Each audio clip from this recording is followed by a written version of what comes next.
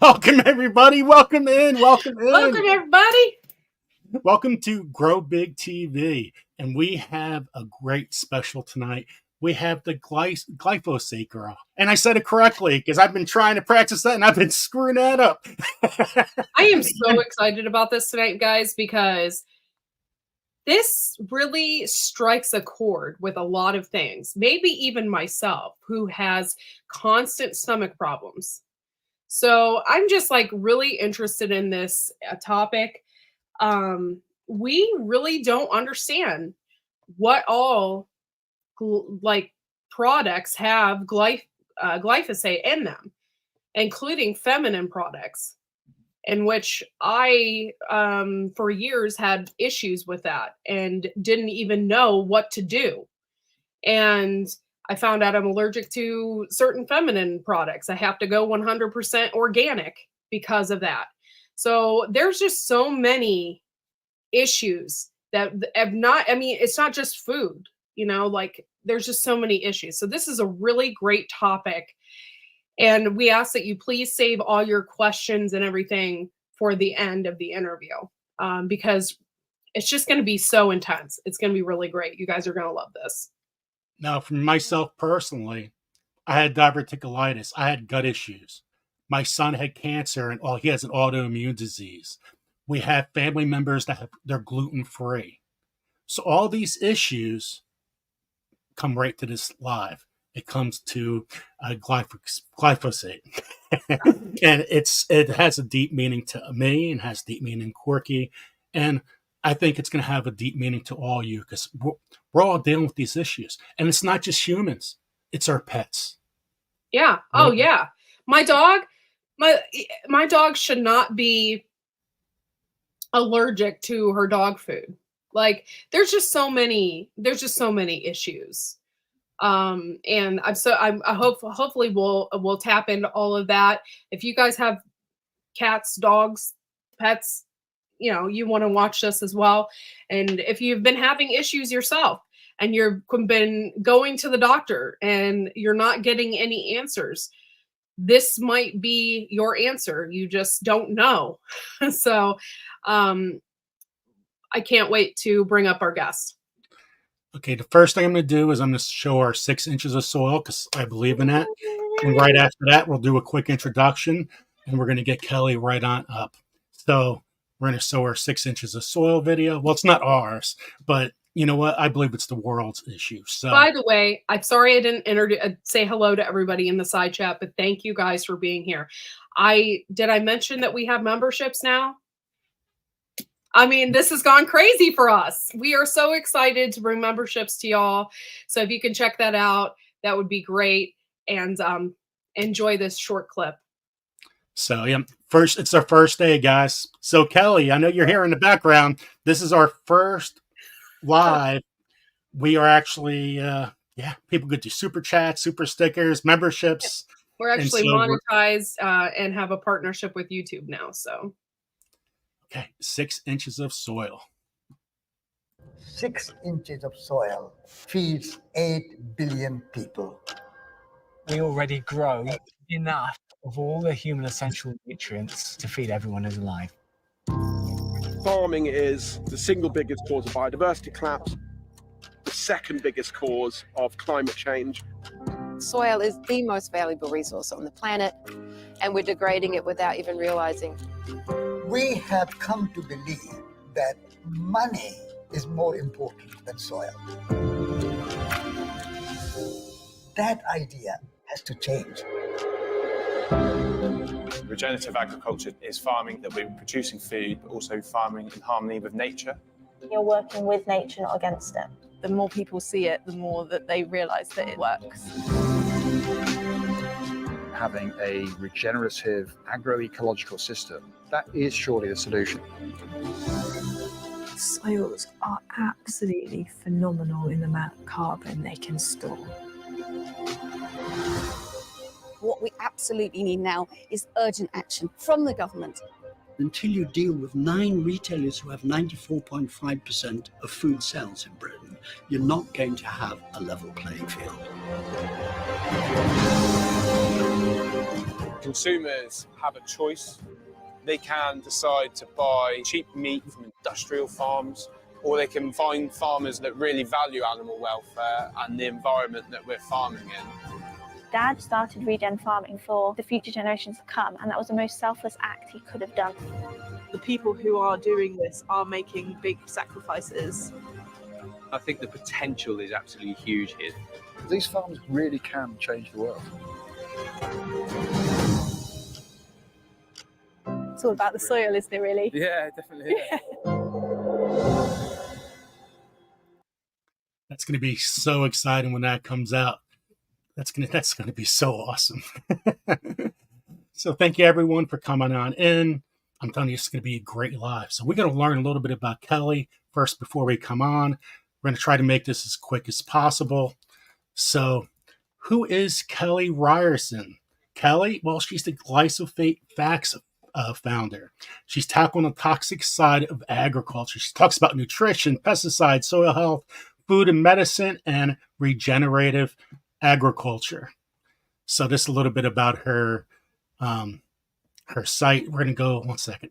This is her about page here. Kelly's a founder, speaker, writer, educator, activist with over 7 years of experience in creating and leading Glyphosate Facts, an educational platform focused on devastating planetary health impacts of the world's most widely used herbicide. She has an MBA from Stanford and a bachelor's in economics from Dartmouth College, as well as a certification in integrative health coaching from Duke Integrative Medicine. She collaborates regularly with scientists, farmers, policymakers, nonprofits, investors, media, companies to tackle the pressing agriculture issues such as soil health, biodiversity, climate change, and human disease. She's also the ambassador of the Rodale Institute, a global advisory board member of the of Contact Organics, and on a board of directors of Moms across America. She's passionate about regenerative agriculture, nutrition, and chronic disease prevention, and uses her strategic partnerships and creative writing skills to raise awareness and inspire action. So you guys are going to love this. And we just got our first super chat. Oh, thank you so much, Happy Mac. We appreciate that. Thank you. Camp Patton Family Compound also gave us a $2 super chat. So thank you so much for doing that. Also, if you remember, we also have emojis you can use in the side chat. We got like 3 of them going on right now. So if you want to be a member, just click that button and you can use up those emojis. The more people we have as members, the more emojis we can add. So you can be emoji crazy. Right. Well, it's time to welcome Kelly Ryerson. Yay! Channel. Hi, guys. Thanks for having me.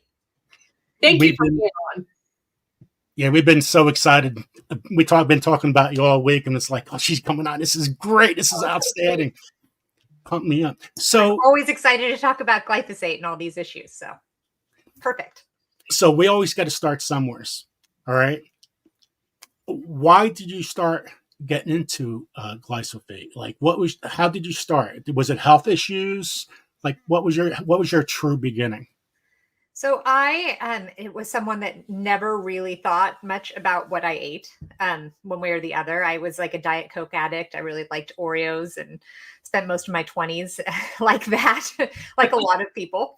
And in my 30s, I started my body was starting to just have a lot of strange symptoms, and I kind of always had digestive issues, but this went outside of that. So I got these classically autoimmune, like different symptoms. So it was things like rashes and major fatigue and really bad, like acid reflux, and my eyesight wasn't great, my hair was falling out. And there were all of these things going on that just didn't make medical sense. And I was seeing this, my doctor regularly. And after so many visits, I'm like, something is very wrong with me. And it wasn't just this primary doctor, but then 20 doctors who I saw afterwards who effectively were telling me that I'm a hypochondriac and imagining it, because none of those symptoms seemed connected. So it was like I had a new symptom every day. And, so they put me on 2 different antidepressants and a benzodiazepine and steroids and gabapentin. And of course, you can imagine what that cocktail did. It was a horrible, very devastating situation of just being so drugged out. And then finally, I saw a doctor who suggested that I try going gluten-free. And given all of the tests that I had done and these like super medical bills, like just through the roof for how many specialty tests I'd had that didn't show anything, I thought like going gluten-free isn't going to do anything for me. But I'm so desperate. I mean, I was so desperate. And so I tried it. And over the course of a few weeks, I started getting better. And I could not believe it. And my sister at the same time actually was diagnosed with celiac disease. And so we went together to the Columbia University a celiac and gluten sensitivity conference where all of the doctors and researchers come together and they decide, they talk about what the recent research is on gluten. And as we know, tons of people now don't have gluten. And so they were saying, well, we don't really know why. And it seems that if you isolate the gluten, it doesn't cause this inflammatory reaction in the gluten sensitive. So maybe it's not the gluten. And it was back and forth. And so I went to the microphone and I asked, well, is anything sprayed on the wheat that might be causing it? And no one knew. And then one of the lead scientists from General Mills was in town and he was trying to sell his gluten-free Cheerios actually at the time. And so he found me and brought me to a corner and he's like, yeah, so Roundup is sprayed on our grains pretty regularly as a desiccant and it ends up in our food and it's a big problem. And I said, well, don't you think that's probably contributing somewhat to this massive food intolerance? And he said, well, the problem is it's going to take 2 decades at least for farmers to change the practice. Yeah. And so I stepped back from that and thought, oh, holy cow. And so it opened up a whole new world to me. So I'm like, is this what the problem is here? Is this why we're so sick? And around that same time, the Roundup cancer trials were beginning in San Francisco, and I live just outside of San Francisco. And so I went up to the courthouse and I walked right in. There was no fanfare, even though this was the first time that Monsanto's ever been put in front of a jury ever for all the horrible things they'd done. And so I went in, no protests, and sat down right with the lawyers of both sides. And there was so little media coverage. I was like, oh my gosh, I need to talk about what's happening in this courtroom right now, because there's all kinds of corruption that's being shown about glyphosate and it's causing cancer. The collaboration that they have with media groups and with the EPA, just so much stuff that wasn't going to make it to mainstream media. So that's how I got this name Glyphosate Girl, because at the beginning I wanted to stay anonymous because I was actually kind of worried about Monsanto. Yeah. And so I just wrote as Glyphosate Girl.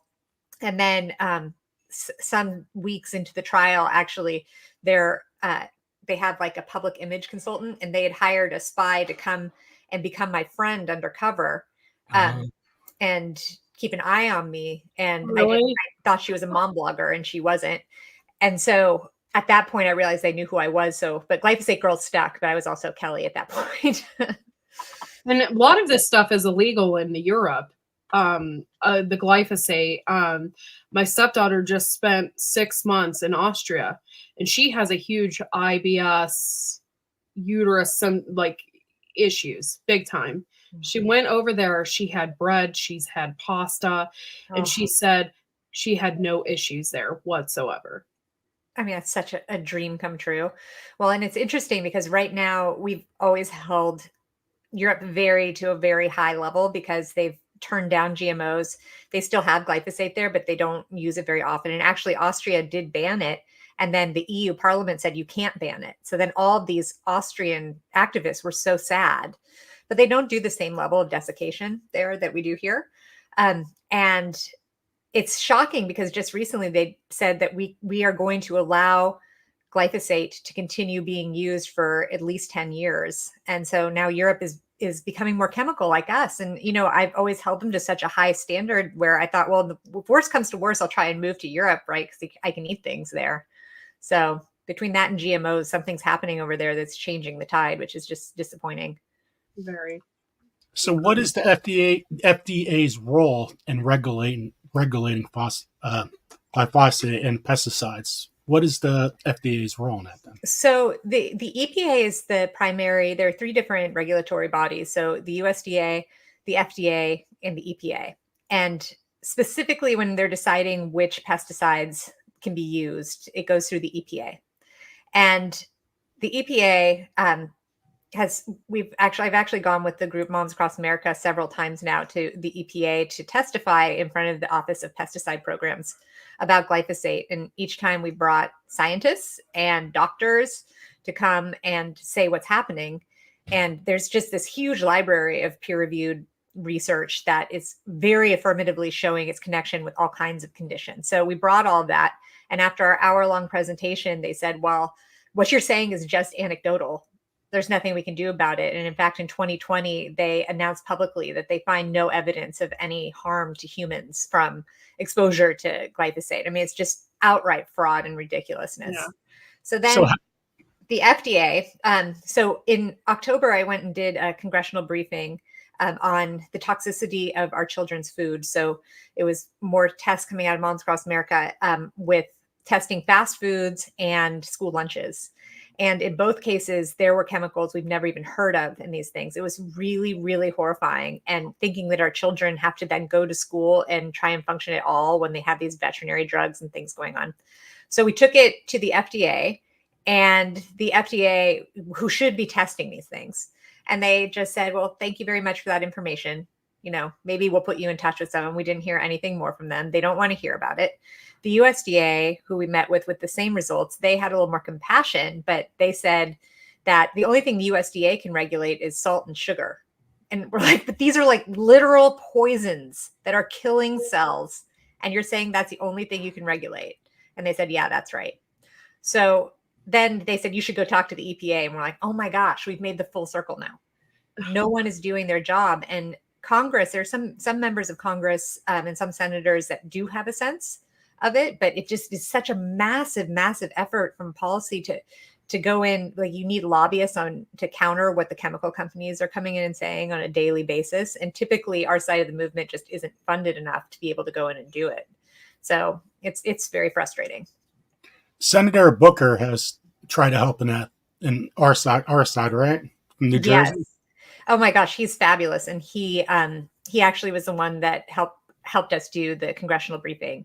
And he has some fantastic staffers there. Anna Whitney is one of them. And he regularly is trying to come up with different ideas for anti-pesticide bills and school lunch bills. And he's really kind of solo in that effort.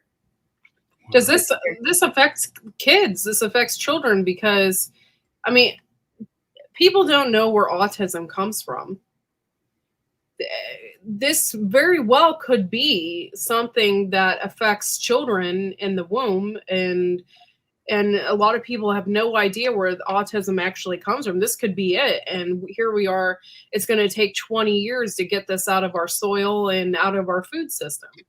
Yeah, and it is shocking when you read just how many studies there are on that, and particularly in utero exposure seems to have really devastating effects on the different rodent studies that have been done. And a lot of times those effects actually don't show up until the third and fourth generations. So you'll see massive neurodevelopmental issues showing up in those generations. And I mean, if you talk to any school teacher right now, you'd say, well, I think that that's already showing up. You could point to a lot of different things, but this one has a whole lot of research behind it. And we do know that it crosses the umbilical cord and the placenta and goes into I tested my daughter's baby tooth that formed when she was in utero, and it had glyphosate in it. And that shouldn't be. That's so troubling and worrisome. If it's there, it's everywhere. And furthermore, to anyone who's pregnant out there right now, be very, very cognizant of what you're putting in your body and try and eat as cleanly as possible, because glyphosate is very directly connected with miscarriages. And if you're struggling to get pregnant, it also can be a deterrent with that as well. Another recent study came out that they tested the urine levels of glyphosate in second trimester moms. And then they had, then they would check the babies, and in the female fetuses, the distance between the genitals and the anus had gotten longer, according to just how much glyphosate was in the urine in the second trimester. So the more glyphosate, the farther that distance. And that's causing, I mean, that is androgeneity. And so that is a masculinization of the fetuses. And so you have that scenario happening with glyphosate, you also have it with atrazine, which I don't know if you guys have heard of, but that's the second most used pesticide, herbicide in this country. And it's banned in Europe, and it has highly significant, very, very significant reproductive and sexual orientation effects. This has been going on a lot longer than what we suspect. It has to be, because there are children, like we've noticed it even. There are more and more and more autistic kids out there, like, than there ever has been. Totally. And then there's been other things. Women that can't have children. I mean, women have been have been full on struggling and to even get pregnant. This all could be linked to that. And it irritates me that no one is saying anything, or they're afraid to say something because of the repercussions. Thank God you are. Oh, well, thank you. Well, and just right now, there's this excitement because it started with the White House Conference on Nutrition. And it was there's a huge, you've probably seen it in the news, food is medicine, like big push. And food is medicine, but they never say it has to be non-toxic food. And so there's all this money right now going, and Human Health Services is having a conference, I think even today, where they're going to talk about getting more fresh fruit and vegetables to kids and families, which of course is important. But they're not even measuring in that health outcome how toxic is that food. It has to be low tox, or else you're going to have really negative health outcomes. So they just do not want to talk about it. I'm sure that Bayer and other agricultural chemical companies are very much involved in that conversation with this White House conference because they fund so many things there. So yeah, it's hard. It's really hard to get this information out and also not sound crazy. Well, and then you've went completely gluten-free. I know I tried one time because I have IBS. I've had lots of intestinal issues over the years.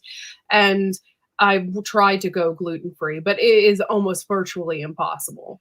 Even drinks have gluten in them. I'm like, why does this drink have wheat in it? Isn't that weird when you start looking? Yeah.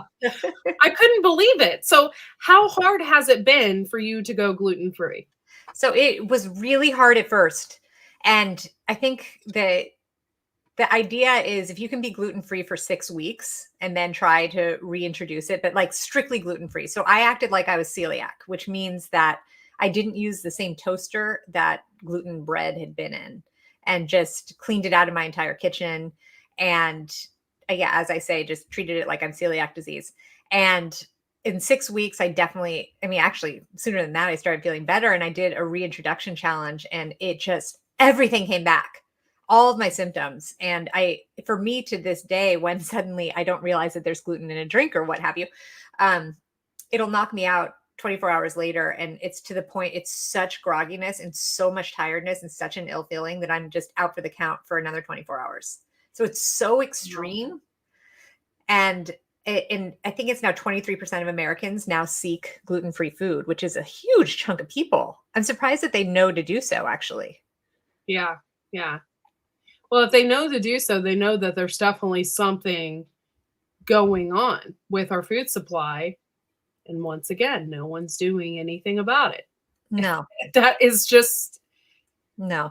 It boggles my brain. Like, it's obvious, you know? Oh my gosh, it's exactly it. It's so obvious. And now it's 6 in 10 adults right now have a chronic disease, and 4 in 10 have 2 or more. And it's a $4 trillion healthcare. $4.1 trillion we spend in healthcare in the United States each year. And food is so intimately tied with chronic disease. And it is bizarre to me that we keep on rationing it up and have these food allergies go through the roof. And I'm perpetually really concerned that people don't even remember what it feels like to feel healthy. So then there's not even that much impetus or incentive to work harder to clean up your diet because you don't even know. Like, I wonder myself, I have 2 kids. I don't know if they've ever felt like I did when I was really young because their environment has been so different. Yeah. Well, I mean, this could affect everything. This could affect people that have diabetes because that's also an autoimmune disorder. So, I mean, it just could affect a lot of things that we don't even know. And it's so important that this message is getting out to people because preposterous, really. I just can't, I'm just shocked that they're not doing anything about this. I just No. And I just really feel relieved that there was the lawsuit that there was against Bayer, because it seems that the only time anything changes is when lawsuits come up. And I wish I'd gone into law, because now I'd be suing every single day. But the like Center for Food Safety, for example, has a great lawsuit right now. And they've sued the EPA for continuing to approve glyphosate, even though it clearly, all these studies show it causes cancer. And they won in court, and the EPA just said, we'll get to it. But no one enforces that. And it is so remarkable to me that anyone can work at that agency and still feel okay about what they're doing, because it's genuinely, literally mass poisoning. Now, you've obviously reversed whatever is going on with you, right? By eating gluten-free. And how long did that take, all that glyphosate, to get out of your system? So I think all of us likely still have it in our system. And it's literally everywhere. So it's now in the rain, it's in our water, it's in the air. You just can't avoid it. And so the question for me is always, how can I minimize it? And sometimes, even when foods are tested, organic food sometimes has low levels of glyphosate in it. And typically that's because the manure that is brought over to be used as a fertilizer, that usually comes from CAFOs. And in the CAFOs, the cattle typically eat the genetically modified soy and corn, and that has so much glyphosate in it. And so then they poop it out, and then it's brought over to the organic farms to be used. And so then, of course, then the crops pick it up. So in the GMO food, it's basically genetically modified to grow through glyphosate. Absolutely. It's sprayed all over. That is why they developed. In fact, that's such a key point to make, because, you can look and so I, in general, have been a very pro-tech kind of person. And until I really understood this, I thought that it was fine. Like, genetically modified things probably are okay. Well, they're actually totally not. And there's a huge library of research that shows the health damage from GMOs. But specifically, as you were saying, Corky, like the reason why they were developed in the first place is so they can continue to sell more Roundup. So they genetically modified them to be resistant to the effects of Roundup, so a farmer could spray it on all the corn and soy and cotton, and the crops wouldn't die. So it really was a system to be able to sell more pesticides. And today, those GMOs now are resistant to 5 different pesticides, because actually glyphosate is losing its ability to kill weeds, which I think is pretty funny. And this makes it harder on people like me and Joe, who do 100% organic farming. And this stuff creates super bugs. And these super bugs come on right on over to our organic garden and eat the crap out of it. Oh, it's so frustrating. It is. It's so unfair. It's ridiculous. Yeah. How about those little beesies they're making out there? That's not even beesies. Oh my gosh. I know, right? Isn't that crazy? I am laughing, but honestly, it's not funny. Like this is unreal. And this is like, I don't know if this was the case for me, but about 6 or 7 years ago, I had issues with feminine products. And I think it was because of pesticides that they put on the cotton to make those. I think it was because of that. Once I switched to 100% organic, by the way, organic feminine products that haven't come out for a very long time. I mean, they've only been out like for a few years. Yeah, only a few years, I think. Yeah. So I thought I was going nuts. I thought I had something wrong with me, and here it had to have been because of that. Once I switched, I haven't had any issues. Oh my gosh, that's so amazing. Of course. That makes so much sense. And no wonder women are having trouble having babies. They're using tampons, they're using all that stuff, and they're putting that directly in their system. Oh my God. It's crazy. Well, in the midst of all my health issues, one doctor said, I think that you probably need a hysterectomy. So I had my uterus taken out. Oh my gosh. It was so horrendous, because that's how desperate things were. And now that I know that about the tampons and how now they're available, but even just a couple of years ago, they weren't even available. But I think it's really going to save a lot of women so much distress when they know that and they start using those better products. Sorry you had to go through a experience with it. Oh. Yeah, and I couldn't find a doctor that could tell me what was wrong with me either. And I don't want to go into extreme detail because people don't need to know that, but I just I couldn't find a doctor. They're like, you just probably have an infection or something going, and I was like, what the heck? And then finally, actually, I found out that Tampon was actually being sued, and a while back, and they were being sued because of the chemicals that they were putting in their tampons. And so I'm like, makes me wonder. That is so interesting. There you go, another lawsuit. Another lawsuit. It's nuts. And so, and that's no wonder that, and it's gross, but they come out with the My Cup and all that stuff. Well, no wonder now. Like, women are they're all figuring it out. They all know that there's something going on, but they don't know all the details. They don't know that it has to be glyphosate. It has to be. They don't know. And unfortunately, when you go looking online, there's so many fake front groups that are on there saying that glyphosate is perfectly fine and the EPA says it's fine. And I'm always surprised by how many people really still fully trust our regulators. Because, and I suppose I did too, until I saw firsthand, oh my gosh, we absolutely should not trust. I didn't realize the full extent of the corruption actually until witnessing it firsthand. So, well, there was, I can't believe, I don't know what article, don't quote me on this, guys, but I just read this article not too long ago where it was some South American countries stopped making corn tortillas because of the GMO corn was causing everybody in their town to get cancer. Oh gosh. So they stopped eating GMO corn tortillas because it was the corn that was causing them to get cancer. I believe it. Isn't that crazy? And it was whole towns in like South America and stuff where that's their primary food. Oh. And now we have this next, so it's GMO, I think it's part 2 that's coming out that isn't so much about herbicide tolerance, but it's still making some specific cuts in the genetic codes that you have no idea really. You can't tell. They say AI is assessing the potential toxicity of those seeds, but there's no way they know because we can't even figure out all of our own food allergies. And so Europe, once again, is trying to shove it on through. I mean, it's never surprising the United States does, but France actually is not interested in doing that. And so their regulators are holding a series of these meetings to discuss and really understand it. So, between both of those things, it's just so hard to imagine being able to stay a healthy population. Juju actually just said my point. She said Mexico is no longer allowed tortillas to be made with genetically modified corn. This story involves a trade spat worth billions with U.S. and tradition that spans millennia. That is insane. I loved that so much. So Mexico was so tough, and they kept on, and the United States came in there repeatedly bullying them and say, you're going to take our GMO corn. They're like, we don't want it.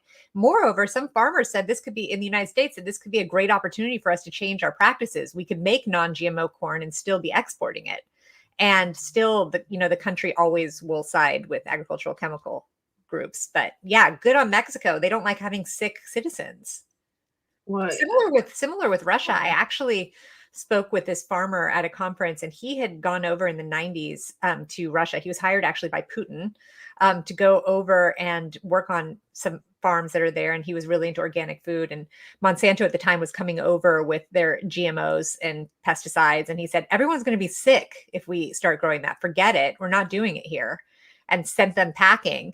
And he was right. I mean, I'm not like some huge Putin fan, but I mean, that was smart. Look at us. Like, we're all so sick. Yeah, there's so many things that, like, food wise, that is illegal in Russia. And there's so many like countries that won't even accept our food. Yeah. That's so embarrassing, but then we're just fine eating it. Yeah. It's not.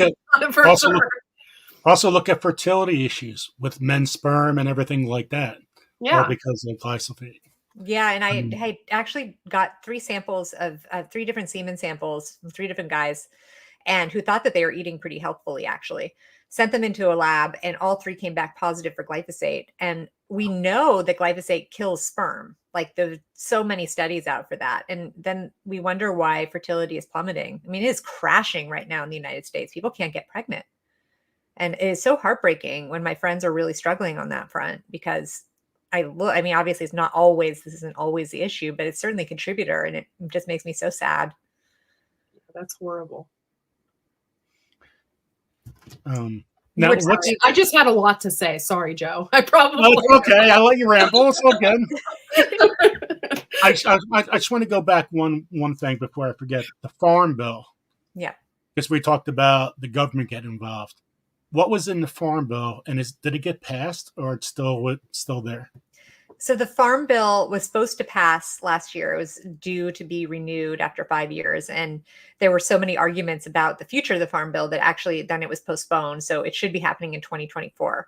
And a large part of that is it goes to the SNAP program and the nutrition programs. That's the vast majority of what the Farm Bill is.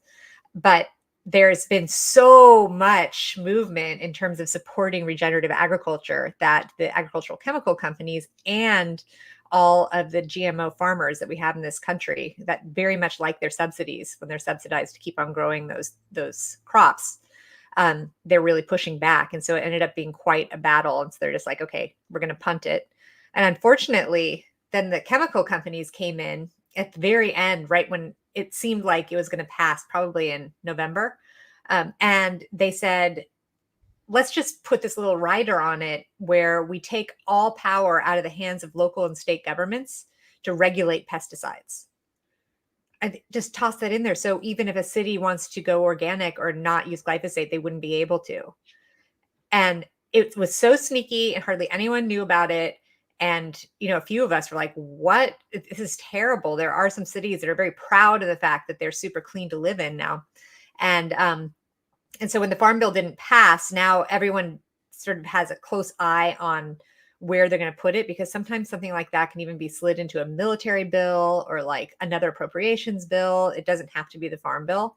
But the fact they can even do that and quietly sneak it in and take so much power away from us is just bizarre. And I would love to test somebody that lives in the city that can't grow their own food versus someone that can grow their own food and see what the difference between glyphosate is. Oh my gosh. Because obviously the people in the city, they can't grow their own food. So a lot of them don't have healthier options or don't care. So their glyphosate has to be through the roof. Oh, it just has to be. There's no way around it. That's why I started my own garden to try and avoid it. And and I don't know, you guys might know even more. I do try to go to the farmers markets and I talk to the farmers about what they use. And I don't think they really have incentive to lie because they're very proud of what they do. But that being said, you never really know, certainly with the USDA organic label, it might be fine, but it also might not be, because there's a lot of wiggle room and you can't really be sure it's always tested for that each time. So it's always freaks me out. Like I love to can. I can my own food. But I've never wanted to go to like I suck at growing cabbage and I suck at growing potatoes. Okay. But those two things I love to can, right? But I've always been afraid to go out and get my own potatoes from the store and my own cabbage from the store to make my own sauerkraut, because we know that they all have chemicals in them. So I'm just basically, I'm fermenting glyphosate and in my potatoes, I'm canning glyphosate. And so I have yet to can my own stuff. Like, oh my gosh, like that, because I can't grow it very well. So I'm still waiting. Yeah. I'm waiting. It'll happen. Yeah. One of these days I'll have a great cabbage crop. Totally. So, Kelly, before you got sick, did you have increased saliva, burns in the mouth or throat, nausea, vomiting, or diarrhea? Because that's some of the symptoms if you had glyphosate. Oh, yeah. I mean, all those things. Like I can't. There are very few symptoms that I didn't have, actually. And it really wasn't, the gluten. And what's interesting is I gave up gluten first. And that was the first good step. But then I didn't really go fully organic until like a few months later. And then that was more of my healing. And so just because, and then I later learned that gluten itself is inflammatory. And so if you're in a really bad state of dysbiosis in your microbiome and in your intestine, then it's just going to make things so much worse. But of course, the reason why it even got like that with so much disruption in the microbiome is because glyphosate acts as an antibiotic.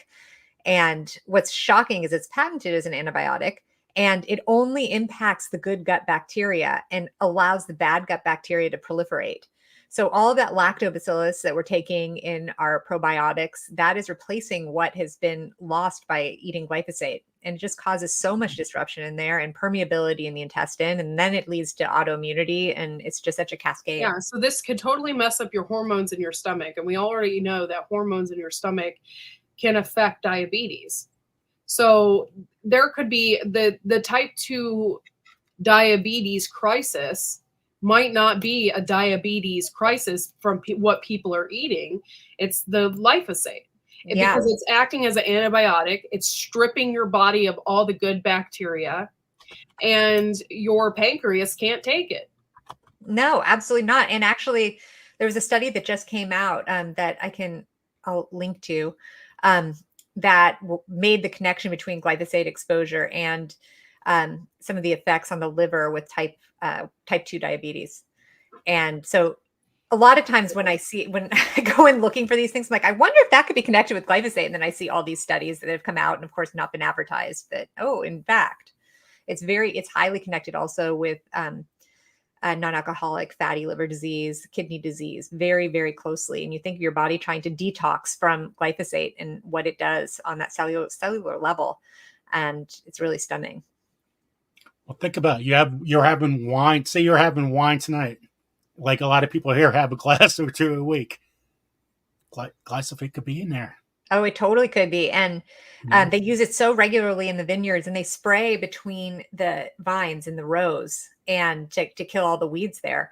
And then the roots will pick it up and bring it up into the grapes. And that's true also in orchards. So a lot of orange juice will actually have surprisingly high levels of glyphosate in it, as well as some other chemicals. So when you're picking your wine, definitely see if you can find some organic wine. There were some sommeliers actually in France that came together to do some wine tasting, and the scientists wanted to know, like, can you tell what pesticides have been used in these different wines? Because in France, actually, sometimes they do that. And they could tell exactly, oh, this woodsy taste, oh, that's actually this pesticide. Like, this is a fungicide, because their palate was so refined. And so sometimes we may not be actually tasting those fruity notes. It might actually be something else. It's so sad. It's just so simple. Terrible. It's so simple. It's so scary. Because what are we going to do? What can we do? Fred was talking in the chat about the cost of gluten-free foods and the cost of everything to go organic. I mean, look at where everybody's getting sick. The areas where more people are getting sick, they're poor populations, so they're not having organic foods. No, I mean that's really. I mean, it's across the whole world, but especially in those cities and those. It's so heartbreaking. And the people that literally their only place to shop for food is like the gas station or 7-Eleven, and that's what they have. And it's so unfair. It's such a significant, horrific, like, environmental injustice on so many fronts. And oftentimes they're also much more widely exposed to the chemicals. And I don't understand how people can be expected to lead a fruitful life when that is the food access that they have, just laden with chemicals. It's heartbreaking. And I mean, organic food is so expensive. I mean, fortunately, people, if they decide and they're inspired and they have a little plot of land, they can start growing some, which is the miracle of life, I think. But I am very, very thankful that Costco has come along so far with their organic food offerings, because they really have been a leader in it. They stopped carrying Roundup back in 2018 because they felt that it caused cancer. And if you can buy in bulk and do things like canning or whatever it is, it's such a great thing. And I was happy to see too that Trader Joe's seems to be coming out with a few more organic things. Oh, so So maybe little by little, I think the more we can support our farmers to garden this way, of course, all the subsidies in government mostly go to the chemical farmers, not organic, Yeah. which is a big problem. Well, I mean, even if we could turn this around, how much glyphosate is in the soil? Yeah, there's so much glyphosate. How long does that take to get out of the soil? So it's interesting. It's so funny because you'll see industry say, oh yeah, it is a really short period of time, like days, and it'll be out of the soil. And meanwhile, Dr. Don Huber, who was a professor at Purdue for years, and he worked for the United States government actually in biowarfare. And he has a farm in Idaho. His passion has been glyphosate for many years. And so he's taught us so much. And he said, I suspect that it's over 25 years that this is staying in soil. That is a long time. And it gets less and less. It's usually the metabolites called AMPA that come off of the glyphosate. But, if you're not actively working to restore the soil with the cover crops and all that, it's going to be hard to move it out. Not to mention our bodies. And, there's some companies that say you can detox by you taking this product or that product. And I never vouch for any specific. The only product I actually say is useful is a probiotic called Megaspore Biotic, and I don't get paid for them, but it's what I take. And they actually have published research that showed it could reverse some of the effects of glyphosate damage on the microbiome. So I was like, oh, that one sounds good. But the other things that say, we could really detox, I don't know that could possibly be true given the fact that it's been taken up into the bones. Yeah. So how do they test for everything in the field to say I was told that they couldn't test for glyphosate. So now I'm so confused how they even do this. So you can, there's a company called HRI Labs, HRI, and you can send a urine sample or a piece of hair to them, and they will quantify how much glyphosate you have in your body and compare it to other different benchmarks like average American. I think average Europe is there too. And so they're fantastic for that. And there are different soil companies that can also test for it. I don't have that name on the top of my head, but I did that testing for my own. Well, this is so horrific. So when I was pregnant with my daughter, I didn't know about Roundup, but I still would have known this wasn't a good idea. I had some people some landscapers helping me, and I came out one day and they'd sprayed my entire lawn to get a new sod in with Roundup while I was pregnant. And I had these super thin windows. We have a really old house. And I was like, this can't be good, and now that I know as much as I do, I mean, thank God she was even born, because that is the kind of thing that leads to miscarriages. That's crazy. And okay, so you were talking about how it only takes a couple days to get all this stuff out of the soil. It takes forever for some herbicides just to get out of the soil. Couple years. Some people accidentally use horse manure on their beds, and they're like, "Oh crap! The horse was eating herbicide," because it passes right through their system, comes out into their waste, and then we're putting that on the beds, and they're like, "Why aren't my tomatoes growing?" Because you forget. I mean, it's so easy to not realize that. You just think you're doing the right thing, right? Yeah. It's nuts. And some people are like, it takes quite a bit. I know a particular person in Australia who's lost 5 or 6 years on their beds because they did that. They got some contaminated soil. Oh my gosh, that is so heartbreaking. Yeah. Look at clay soils too. Yeah. It just sits. It doesn't go anywhere. Right? No, it really doesn't. Yeah, clay in particular. Speaking of that, I just want to tell an anecdote that maybe your audience has probably seen themselves, but when I was doing I did several months on the road, just meeting with different farmers in the Midwest. And one of the points I got out into the GMO field, and I just was curious about the soil to see how many worms were in there. And you can imagine there were 2 dead carcasses. And then the soil itself isn't even soil. It's not, you can't even call it soil, because it was a weird clay-like material that sort of is it felt like kindergarten clay, like you'd have in a classroom. And I thought, how are they even growing? It's remarkable to me they could even grow what they were with the GMO corn, because it was totally dead, just dead dirt, which is not a good long-term economic decision, I would say. Yeah. It's a lot more than an economic decision. I mean, geez. Yeah. It's 6 inches of soil. Now you got 0. That was because beautiful, by the way. I hadn't seen that before. I'm excited that's coming out. I'm super excited about it. Yeah, Just I am too. It's we're living on dirt. We killed our own soil. Without the soil, without the ocean, we have nothing. The ocean, there's nuclear bombs and testing this and killing that and everything else. So between the two facts of life, we don't have them. We don't have life. No. I mean, and it's all human made. It's all done by us. And then you extend that to the nutrients that we no longer have in our food because the soil no longer has them. And it's no wonder why we're so sick. And it's interesting to me because this is true of doctors too. And this is what I ran into because when I started getting better, I decided to test my vitamins, and my vitamin levels were abysmal because I wasn't absorbing anything. And I later learned that so much of our food doesn't even really have nutrients left in it.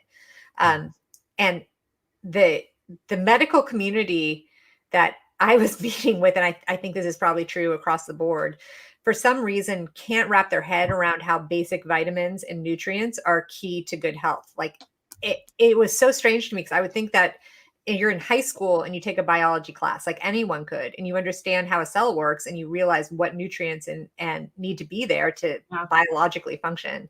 And it's the same thing with the clay and the clay dirt.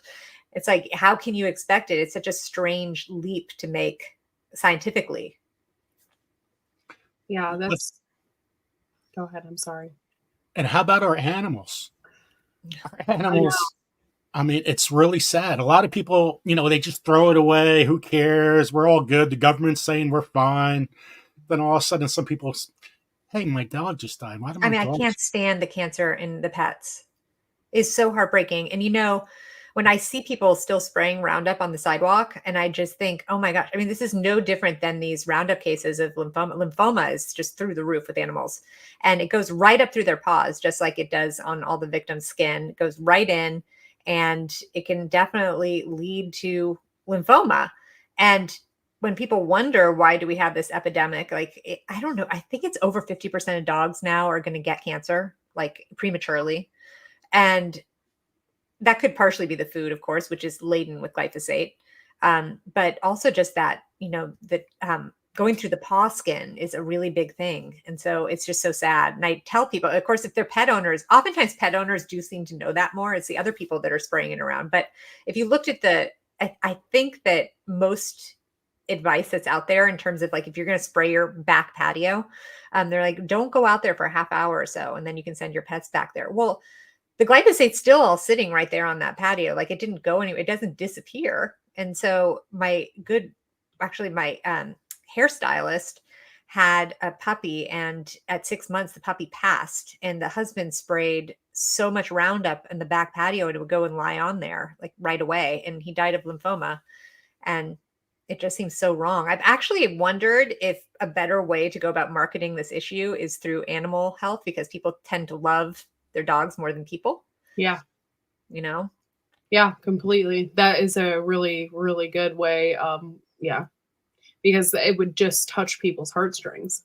It just is, it's too, they're helpless, and it's so awful to do that to them. Yeah. And pets are your family. Your pets are your family. Totally. It just concerns me. I see my neighbors, my neighbor sprays his yard. It's real particular. Some of my neighbors are real particular about their lawns, and it kind of concerns me. Why? Because I have a well. That's why. Oh my gosh. Yeah, for sure. Well, not only that, I'm like, this glyphosate stuff, how long has this actually been around? Because yeah, well, so they first brought it to market in 1974, but it wasn't really used all that widely, except here and there. And then it, of course, exploded with use in the 90s when glyphosate, or when the GMOs were introduced. And then things went hog wild. And by the way, Bayer was supposed to take it off of the shelves in 2023 and just didn't, which is disappointing. But yeah, it has been around for some time, just not used to the excesses of the last 2 decades. And you just said a key word there, Bayer. Yeah. They are a part of this. And Bayer and Monsanto are basically the same thing.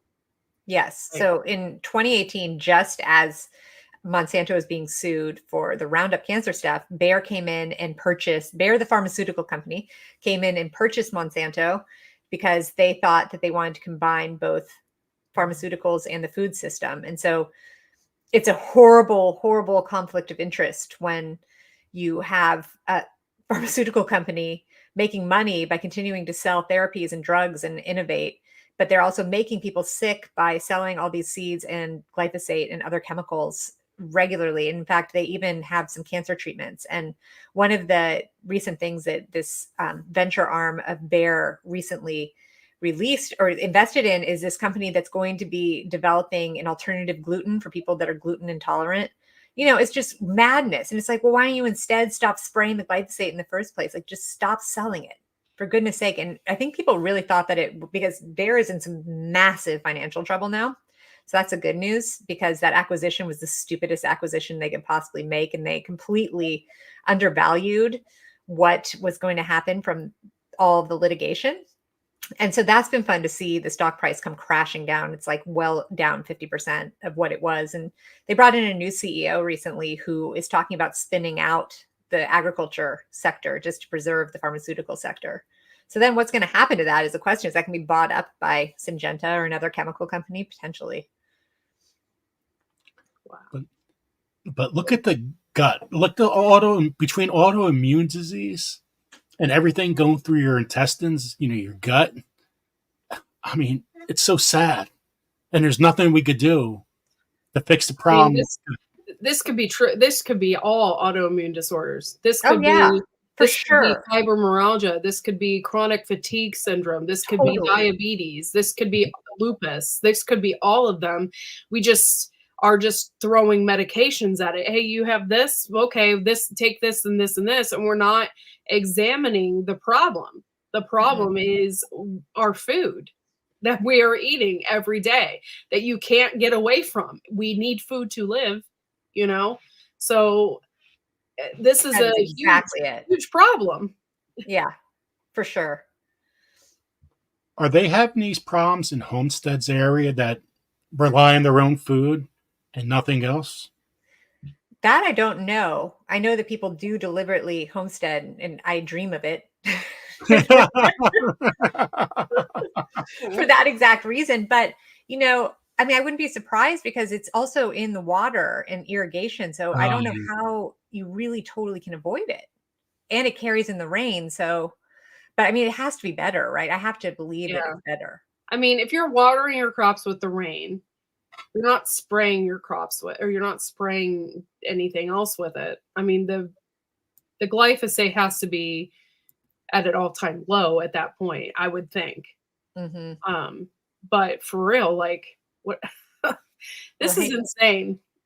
I mean, it's so crazy. And like, if I had my way, and this is what I think about every day, and please give ideas, because what is it that is going to finally move the mark on this? Because I mean, I've been screaming about this for some time, as have like many other activists from different fields. And it's like, it is so strange because I actually don't think there could be a single thing more important than this issue. And I know a lot of people say that about the issues that they're into, but literally is everyone on this planet and every life form that is dependent on this chemical not being present. 93% of species that are on the extinction list, it was shown in actually the EPA's own evaluation that it was glyphosate was contributing to their demise. And so that should be enough to ban the whole thing by the EPA's own statements, and still nothing happens. Yeah. And so we're losing species left and right. I mean, I would argue we're losing the human species, because that's what this illness and lack of ability to procreate is. And, you know, I mean, well, maybe Russia won't have the same problem, but certainly Americans will. Wow. Look at all the kids playing in playgrounds.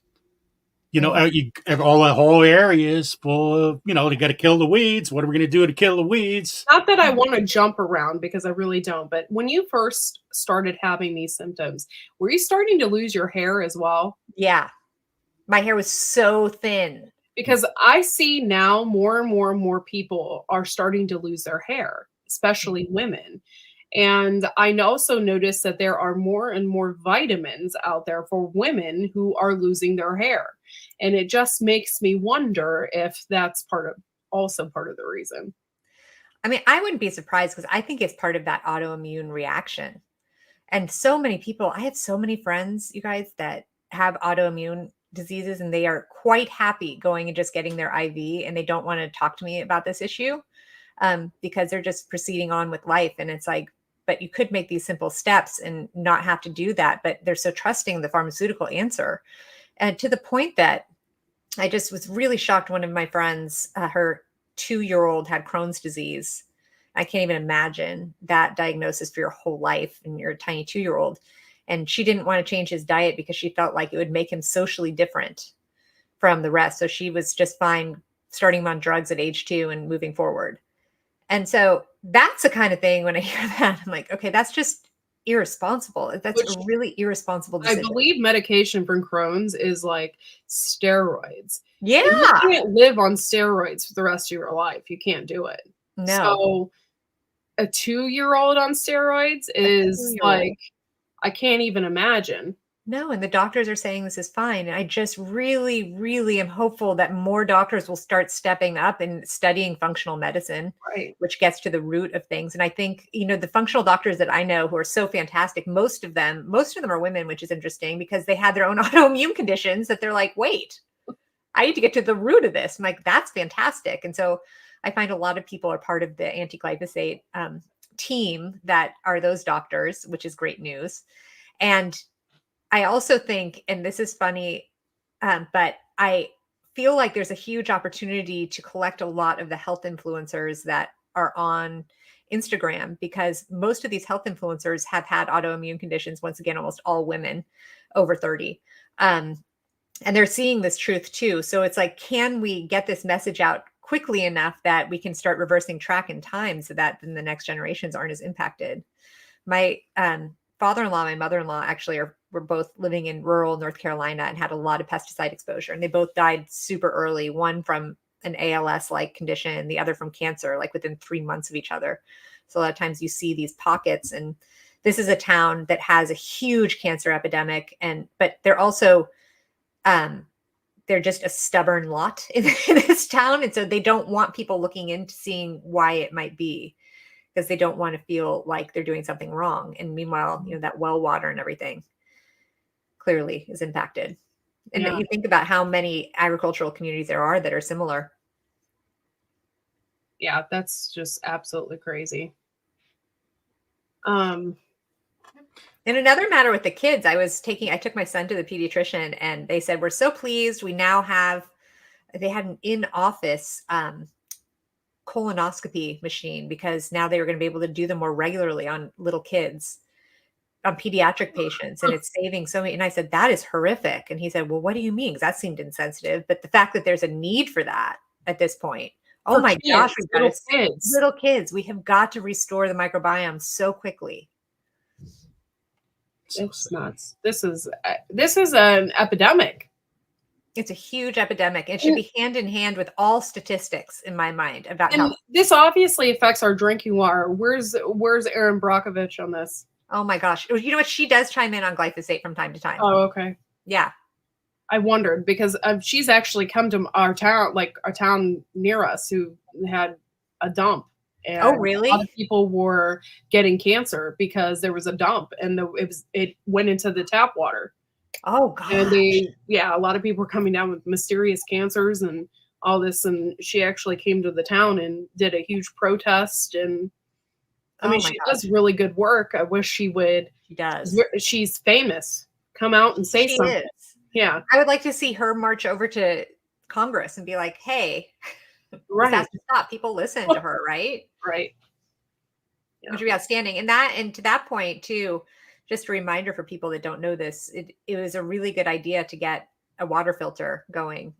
If you can't afford a whole house one, because those are really expensive. And actually I stepped up, and it was super expensive, and I bought mine, and then it was so faulty that I couldn't use it. So that was too bad after the investment.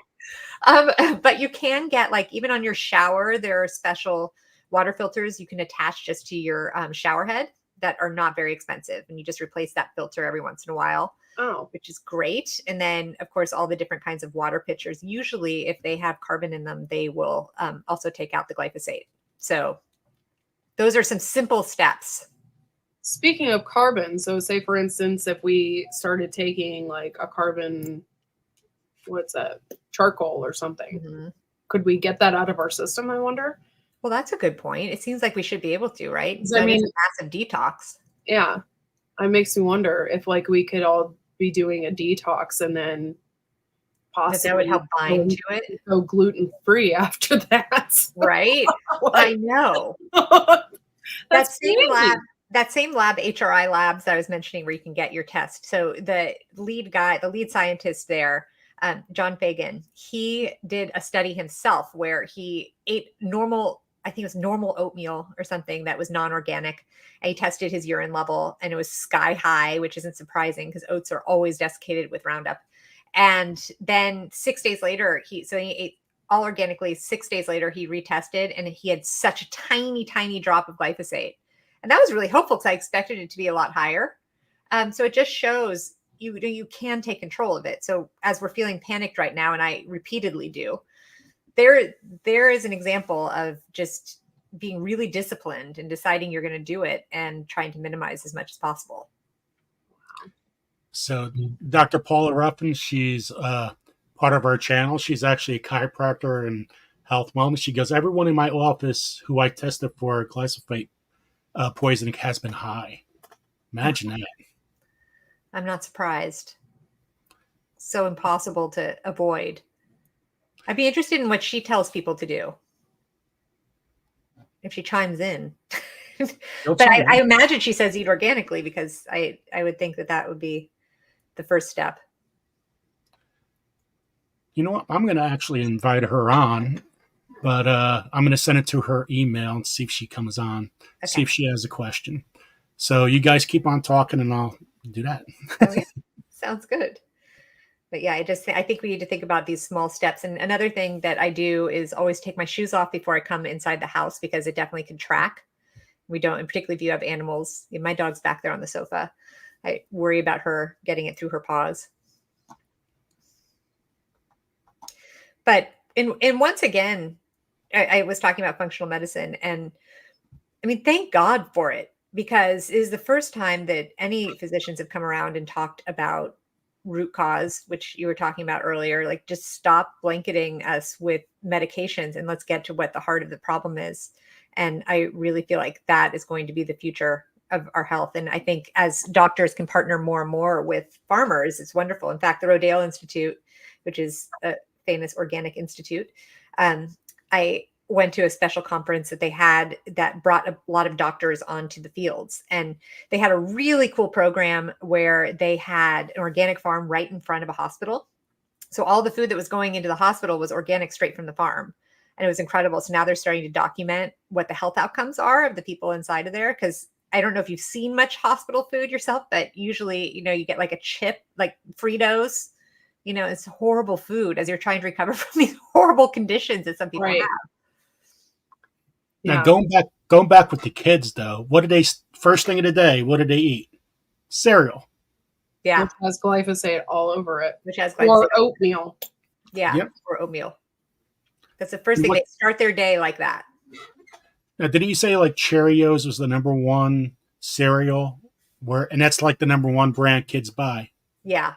Well, and for example, so Honey Nut Cheerios, I have these results here. They were tested for glyphosate content, and they had 830 parts per billion in Honey Nut Cheerios.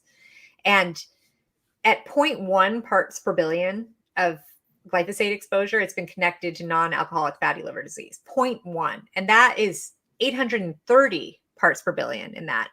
And with hummus, you have 2,300 parts per billion in the Whole Foods hummus. Wow. And and all these grains end up being the highest level of things. And yeah, it's no wonder.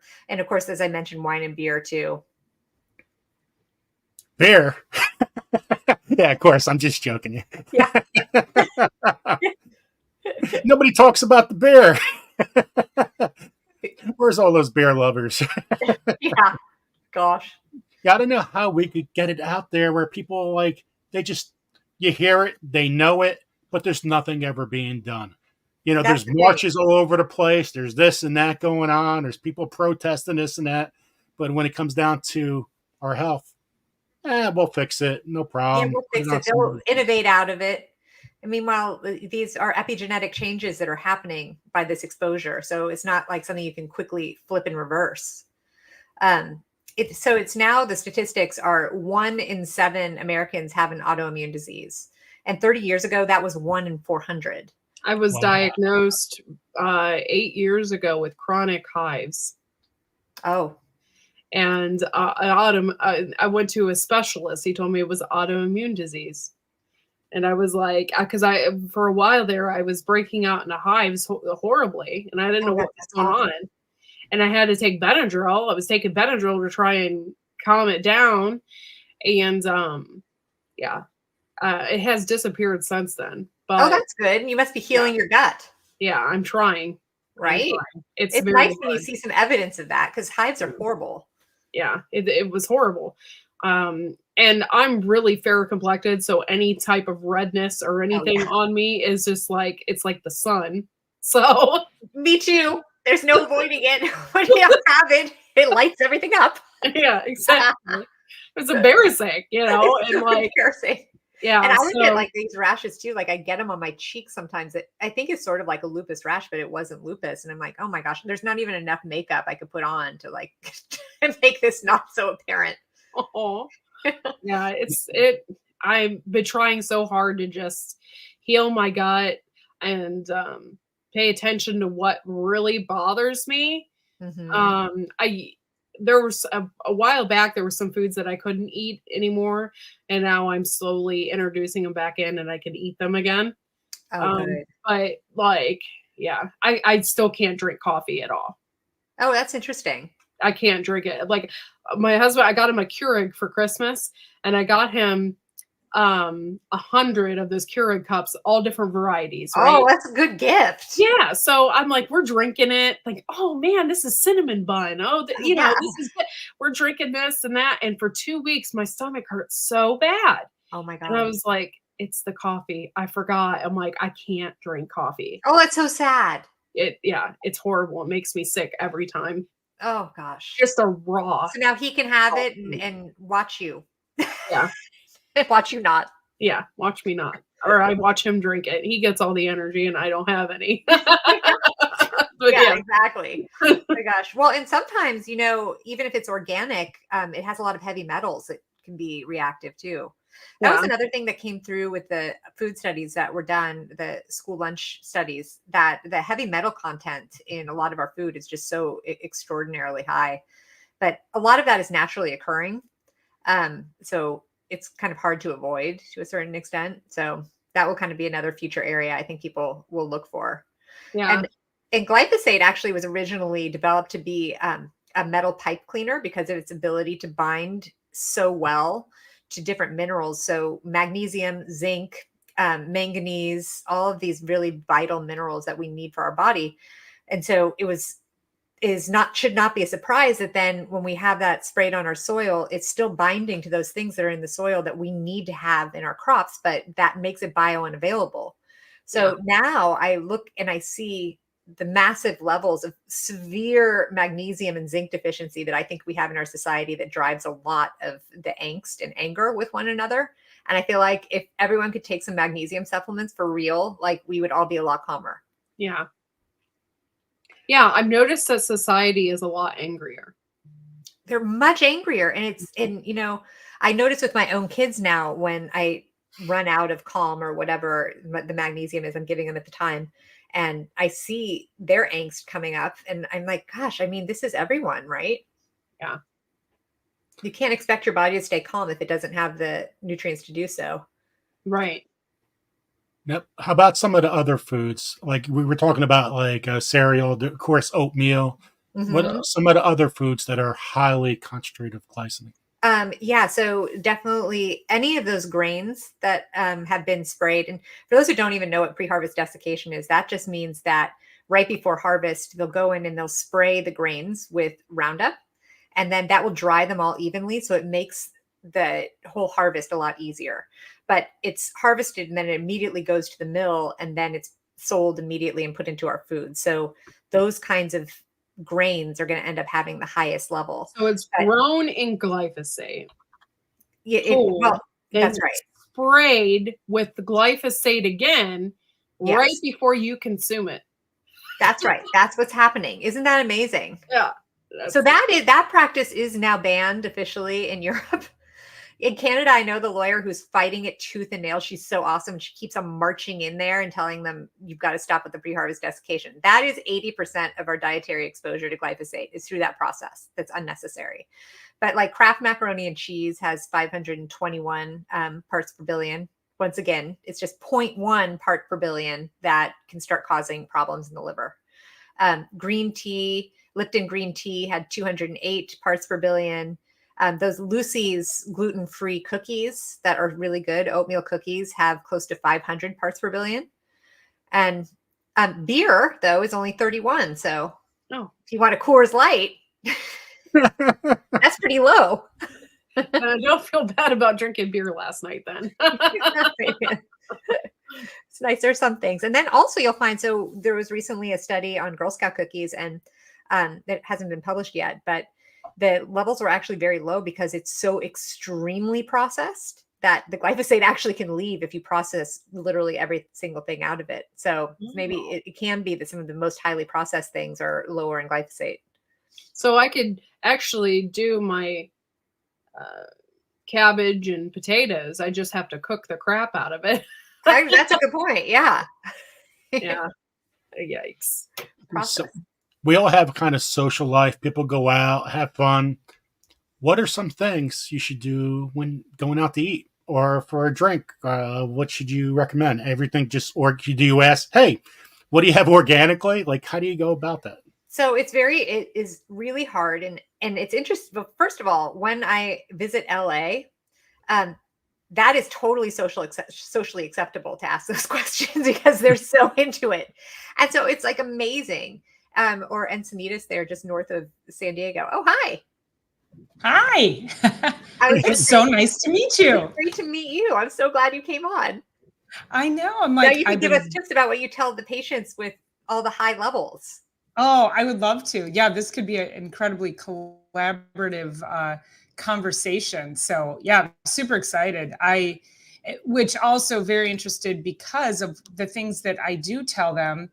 Curious as to your feedback. And so I'm trying to connect my YouTube. I have you streaming in 3 different places, Joe. So yeah, so one of the, well, I was watching and then I was eating and then I went into another room, and then he's like, join us. So I didn't bother shutting anything off. It just is what it is. Yeah. So when I work with people, and I heard your story about the baby, and I have had so many stories like this where, and the sad truth is that a lot of times it's grandmothers wanting to they know their grandkids are sick and they want to get their grandkids help, but it's it just happens to be the daughter, the grandparent's daughter. I probably have a dozen stories like this. And then the kid is sick, Crohn's colitis, something like that, ends up going in and the experts say they have to remove the colon or, part of the intestines. And, I'm just like, oh my God. And they're like, no, that holistic stuff, that doesn't do anything. It's really, really frustrating when you know that through functional medicine, we can absolutely clear people up, reverse autoimmune, get their lives back. And yet it's like, screaming to a brick wall. So where I start with people, to answer your question, is I first start to just change their diet. If the diet is an abomination, I just have to get them eating vegetables. And I kind of don't care that they're organic or not, because if I'm taking them from cornflakes, or you said Honey Nut Cheerios, and I can get them to eat, just eggs in the morning, which, start me on eggs. And that's a whole nother, rabbit hole to go down. So, but if I can get them to just shift their diet, because there's a weird sticker shock with yeah, you're going to go buy organic eggs. They're going to be more expensive than regular eggs, that they're going to be better for you. But people don't recognize how much money they're paying for those cereals and the processed foods and the snacks. And so they think they only go to, I'm going to buy eggs now. Oh, but the organic ones are more expensive, without giving any credit to the fact that they were spending a ton more money on processed foods. So I would love your feedback on that. And I mean, I'm happy to learn and shift in any way, but that's typically how I get people started. Yeah, that totally makes sense, because the behavior change is just so challenging, let alone then adding on those other layers. Kind of needs to be eased in. Yeah. And if I can get them to eat well, like I'm working with a 12-year-old girl right now. And I love working with this population, the teens, the young teens, especially the girls, because they seem to get it. And this young girl, she plays volleyball. They have tournaments all the time. And she's like, well, what can I take with me to the tournaments? Because they're gone all day. Oh, yeah. So I'm also finding myself in this niche of helping these young athletes how do you prepare? How do you pack a cooler? What kinds of foods can you prepare that are going to be healthy for you all day, that you're not just going to be eating, Kind bars, so high in sugar. And yet people are like, oh, it's Kind bar. It's just nuts and dates. It's like, it's so much sugar. It is so much. It's so true. We did that with so both of my kids are actually gluten-free. My son, this all came on right after I had my health issues. My son had chronic ocular migraines that were super debilitating. And once he cleaned his diet and was gluten-free, he got rid of them. My daughter had digestive problems. They also cleared up. And I'm just thankful to know that. And now we have one pediatrician in our area that's functional. And so she's booked out, through, I don't know, I'm sure you're like that too, like just forever, basically booked, because parents are desperate to figure it out. And it is true that girls tend to maybe take a little more responsibility on that front than the boys. Yeah. And I find too that the girls seem to have a lot more anxiety than the boys. So it's working on gut brain, again, dietary changes. Are they willing to change? I think a lot of the girls are willing to change. Oh, that's a great question. I'll answer that in a second. But yeah, I think that they are willing to change. They just don't know. And I have to really scale back because, I'm in it every day. And sometimes it's the simplest of things that I don't recognize people don't know. So I try to take it to the least common denominator for them. And, I'll just look at a food journal. Okay, let's see what you're eating on a daily basis. Let's start with food, and then get that cleaned up. Give them alternatives. Give them different ways that they can protect themselves. I always say it's like an armor of health. If you can protect yourself through food, then you're putting on your armor of health. And they understand that visual there. So with kids, and you have to be careful, like detoxing kids. I like Corky, I think you said, charcoal, diatomaceous earth. There's things that you can do for kids that will help with chelation. But then as they get older, I use only Metagenics, which is a very high grade line of doctor only prescribed supplementation. So Metagenics has some medical foods that they actually, there's some of the only ones on the market that raise phase 2 of liver detoxification. So when you're talking about glyphosate poisoning, anytime you have toxicity coming into the system, it's going to get stored in fat tissue. And in kids, it's all up here in the brain. Yeah. So we got to get that out. And it also allows me, so if they're about 11, 12 and up, I'll put them on one of the medical foods in a lower dose, just do like a gentle cleanse, teach them a little bit more about food intake and how they can avoid a lot of the chemicals. And Kelly, I don't know about you, but, I go into, it's not even, we go glyphosate, and let's talk about like Glade plugins and all the phthalates and all the other forever chemicals. Oh yeah, I know. And then, and the concern always too is, Okay, so let's say you reach your goal and you get glyphosate banned. What about glufosinate? What about atrazine? What about, I'm like, I know. I'm going after glyphosate primarily because it's the most used. Yeah, but once you go after that, how many other people will start looking into other things? Yeah, very true. So glyphosate is the one you want to go after first. And the other thing that is often not discussed is the fact that the formulation of Roundup, so glyphosate's never sprayed alone. It's always sprayed with surfactant. And the surfactant that's used in the United States is something called POEA, and it is highly toxic just in and of itself. So you combine both together and you really have a horrible recipe. And actually in Europe, they never allowed the surfactant to be POEA. They used something less toxic. So Monsanto and Bayer bothered to manufacture 2 different versions, and they send the POEA version that's super toxic to the United States, but can clearly manufacture it without it to an effective level over there. So that kind of also, glyphosate's the main name, but it's kind of both. Is that a follow the money kind of a thing? Probably. I mean, I don't even know. There hasn't been any commentary on it except that it's just incredibly toxic for us. And we're willing to put up with a lot of those things. You look at the list on EPA versus what EFSA has in Europe, and it's shocking. Why is it still allowed to be sold? Have you figured that part out yet? Yeah, it's allowed to be sold because the EPA still to this day has not said that it causes cancer or any human health conditions. They say I'm really it causes confused nothing. like that because just not too long ago, wasn't Montana? Wow, Monsanto sued.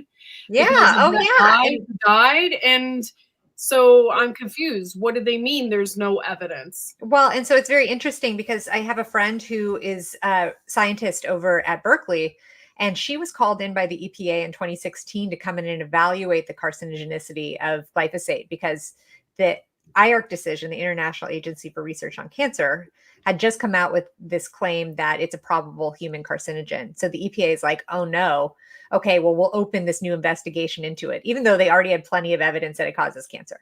So they invited Dr. Zhang over to be one of their evaluators. She looked at it. She said, oh my gosh, this causes non-Hodgkin's lymphoma. She reported that in her report to the EPA. And then the EPA came out shortly thereafter and said, we see no evidence. None of our team saw any evidence that it causes cancer, like full on lying.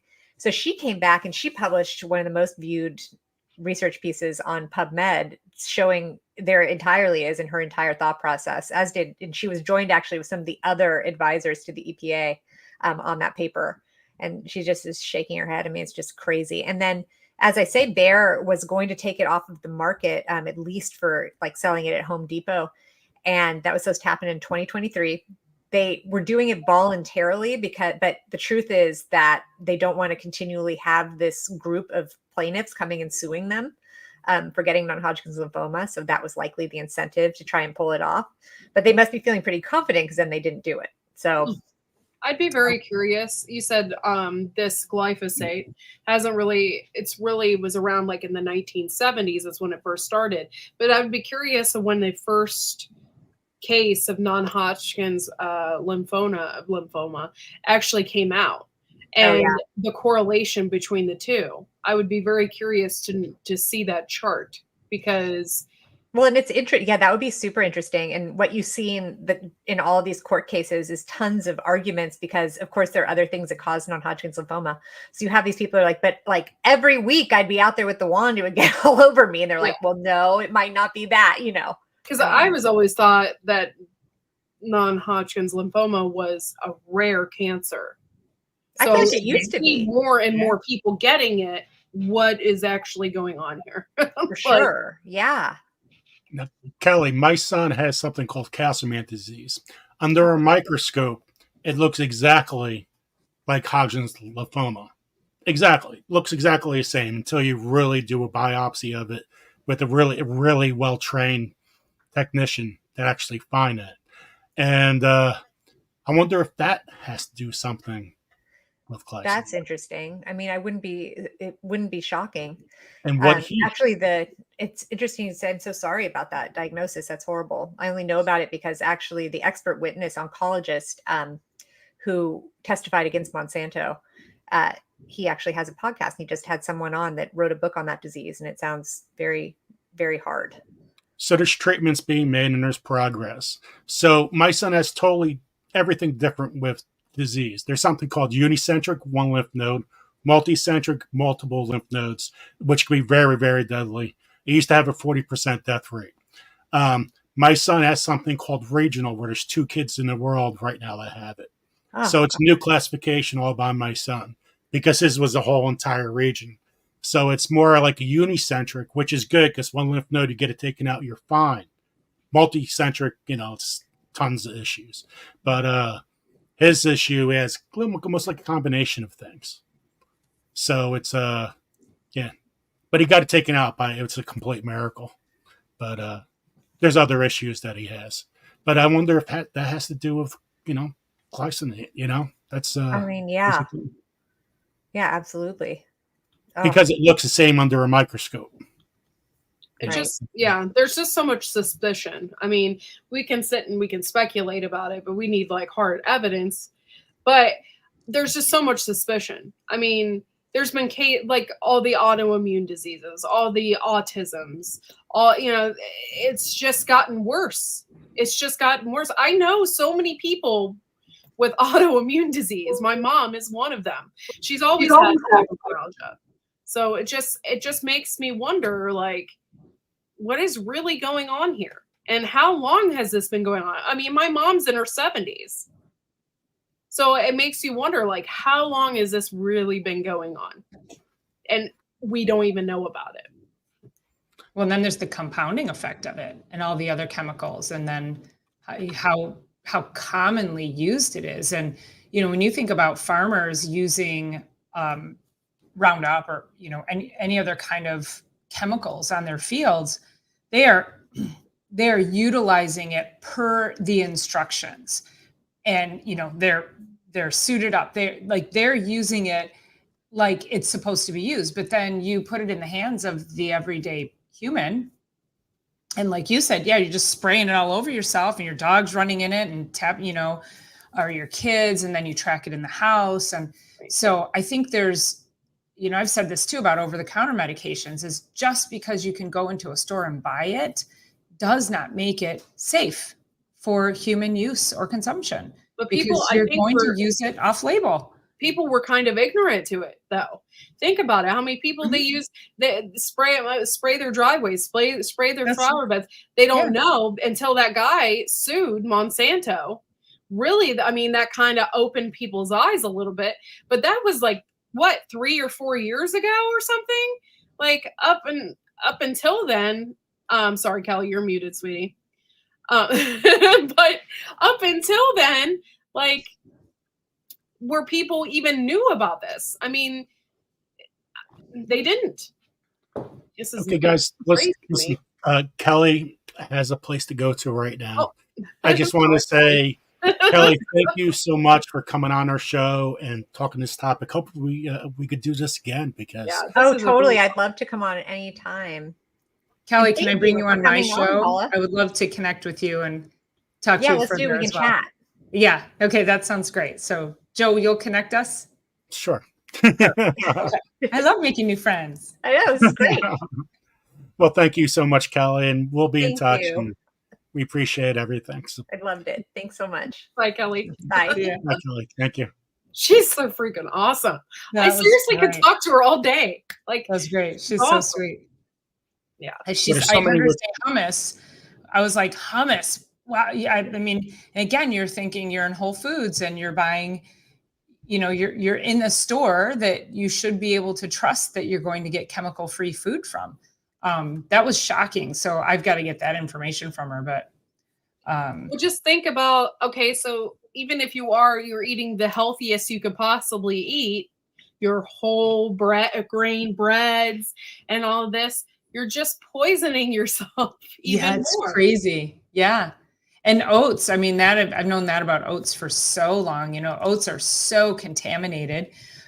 People will buy gluten-free oats, but if it doesn't have all of the other, or they'll buy organic oats, but if it doesn't say gluten-free, and then it needs to have all the other stamps on it, I think Bob's Red Mill makes a glyphosate tested oat. I mean, you really have to you have to dig to Yeah, find and it. that Bob's Red Mill, I love it, but it's not here in Ohio. It's not in every store. Yeah. Yeah. It's like a selective thing. Yeah. So, and it's yeah. expensive. Mhm. So, but pay for it now or pay for it later, Anything right? that's made out of oats, guys, that's oat milk, all of that. Mhm. It's sprayed. Brassicas are mostly Brassicas, sprayed. yeah. That's why I was talking about cabbage and how I don't want to go and go to an all you can pick place and pick a bunch of it and then make sauerkraut out of it, because I'm just basically I'm thinking I'm doing a healthy deed and Yeah. making my own sauerkraut, but really I'm poisoning myself with all the glyphosate that they sprayed on the field. I also want to say thanks for, I think Gil was our first member of our show. So Yep. Gil is a member. We have 3 levels, just to let you guys know. And thank you. I think there was 2 super chats. If we missed anybody, we're looking at the interview. We're not seeing anybody. So if anybody wants to do that, that's awesome. It's great. This is our first live. We're monetized. Boom. David Gray, everything is sprayed. If it is mass produced, it is sprayed. Unfortunately, you have to either grow it yourself or get organic that has all those stamps of approval on it. And even then, you can't really trust organic. You have to grow it yourself. It's really Well, and sad. I even think about the things being sprayed in our air that falls on my own organic things that I grow. But at a certain point, though, too, I will say sometimes you just have to bless it, close your eyes, and eat it. Just, especially if you're growing it, I can't be out there like covering it. And, I don't. Now the seeds, okay, becoming a green sucker, the seeds that we buy, it says right on the package that they are not GMOs. They are not sprayed. They aren't anything like that. So you do have to watch with some hybrids, though, because there are hybrids that say that they were sprayed, seeds were sprayed to prevent different things. So you have to read all of the little print and make sure. But the seeds that we're buying are definitely, I mean, Baker Creek even came out with an article in one of their magazines maybe 4 years ago talking about Monsanto. They're definitely not going to have that in their seeds. So we're good. We're good with the seeds that we buy. Just be careful, because Burpee, I think, is another one that is owned by Monsanto. So I believe that's true. Yes. So just be careful what you're doing out there. Do some research. That's the reason why I love our 2 MI Gardner and Mary's Heirloom seeds. You're not going to have that issue. Right. That's 2 of the reasons why we went with them. What else do we have? If there's any questions, guys, make sure they're in all caps. This just sucks, because my son is autistic, so I'm dealing with that. And then I'm hearing all this stuff. To be quite honest, it pisses me off. I'm not going to lie. It makes me so angry, because there could be something that we could be doing about this. So, yeah. Well, that's a big thing too, especially with autism, is that's a clearing issue, because why some kids, not others, with similar exposures, or, people in the same family, one might be autistic, one might not. So that's a liver issue. That's there could be some genetic SNPs that need to be looked at if the body's not processing, clearing properly. And then, paying attention to all the chemicals. Yeah. Even like cleaning products. I was going to look up, this is one of my favorite books. Oh, I got my tomatoes book that you told me to order a few weeks ago. Oh, cool. Are you familiar with Jerry Baker? Oh, look at us both holding. I'm trying to get it. Yeah. Are you familiar with Jerry Baker? I heard the name. Yep. Okay. Yeah, I grew up with him. So these books are he's got all these tonics from his grandmother.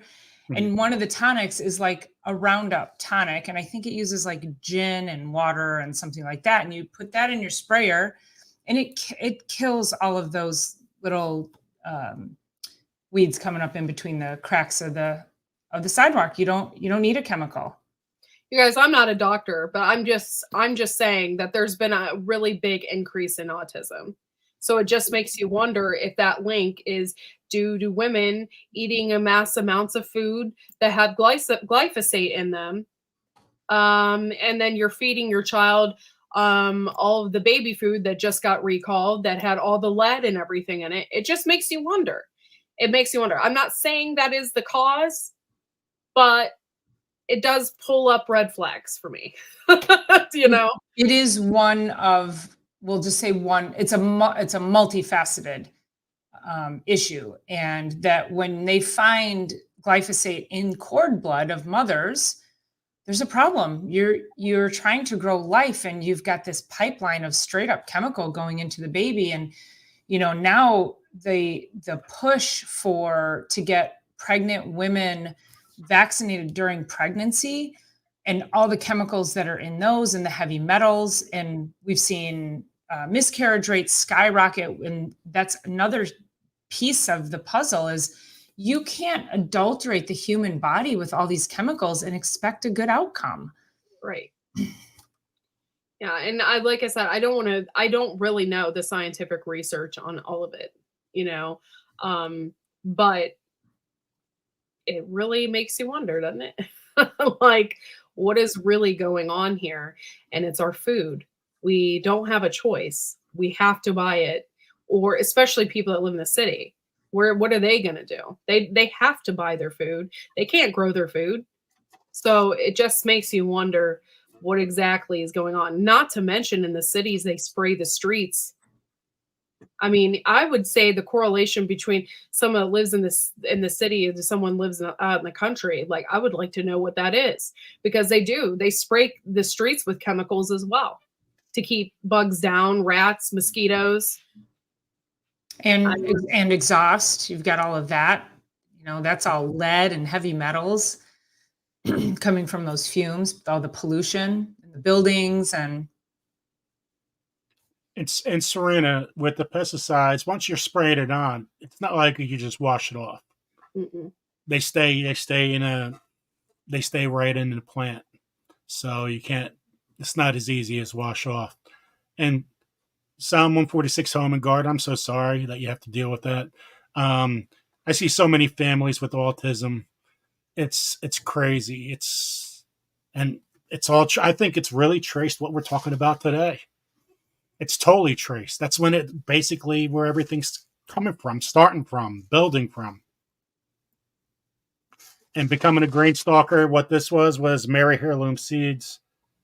It says open here, like every single package, heirloom. This is open pollinated, non-GMO, 9 hybrid seeds.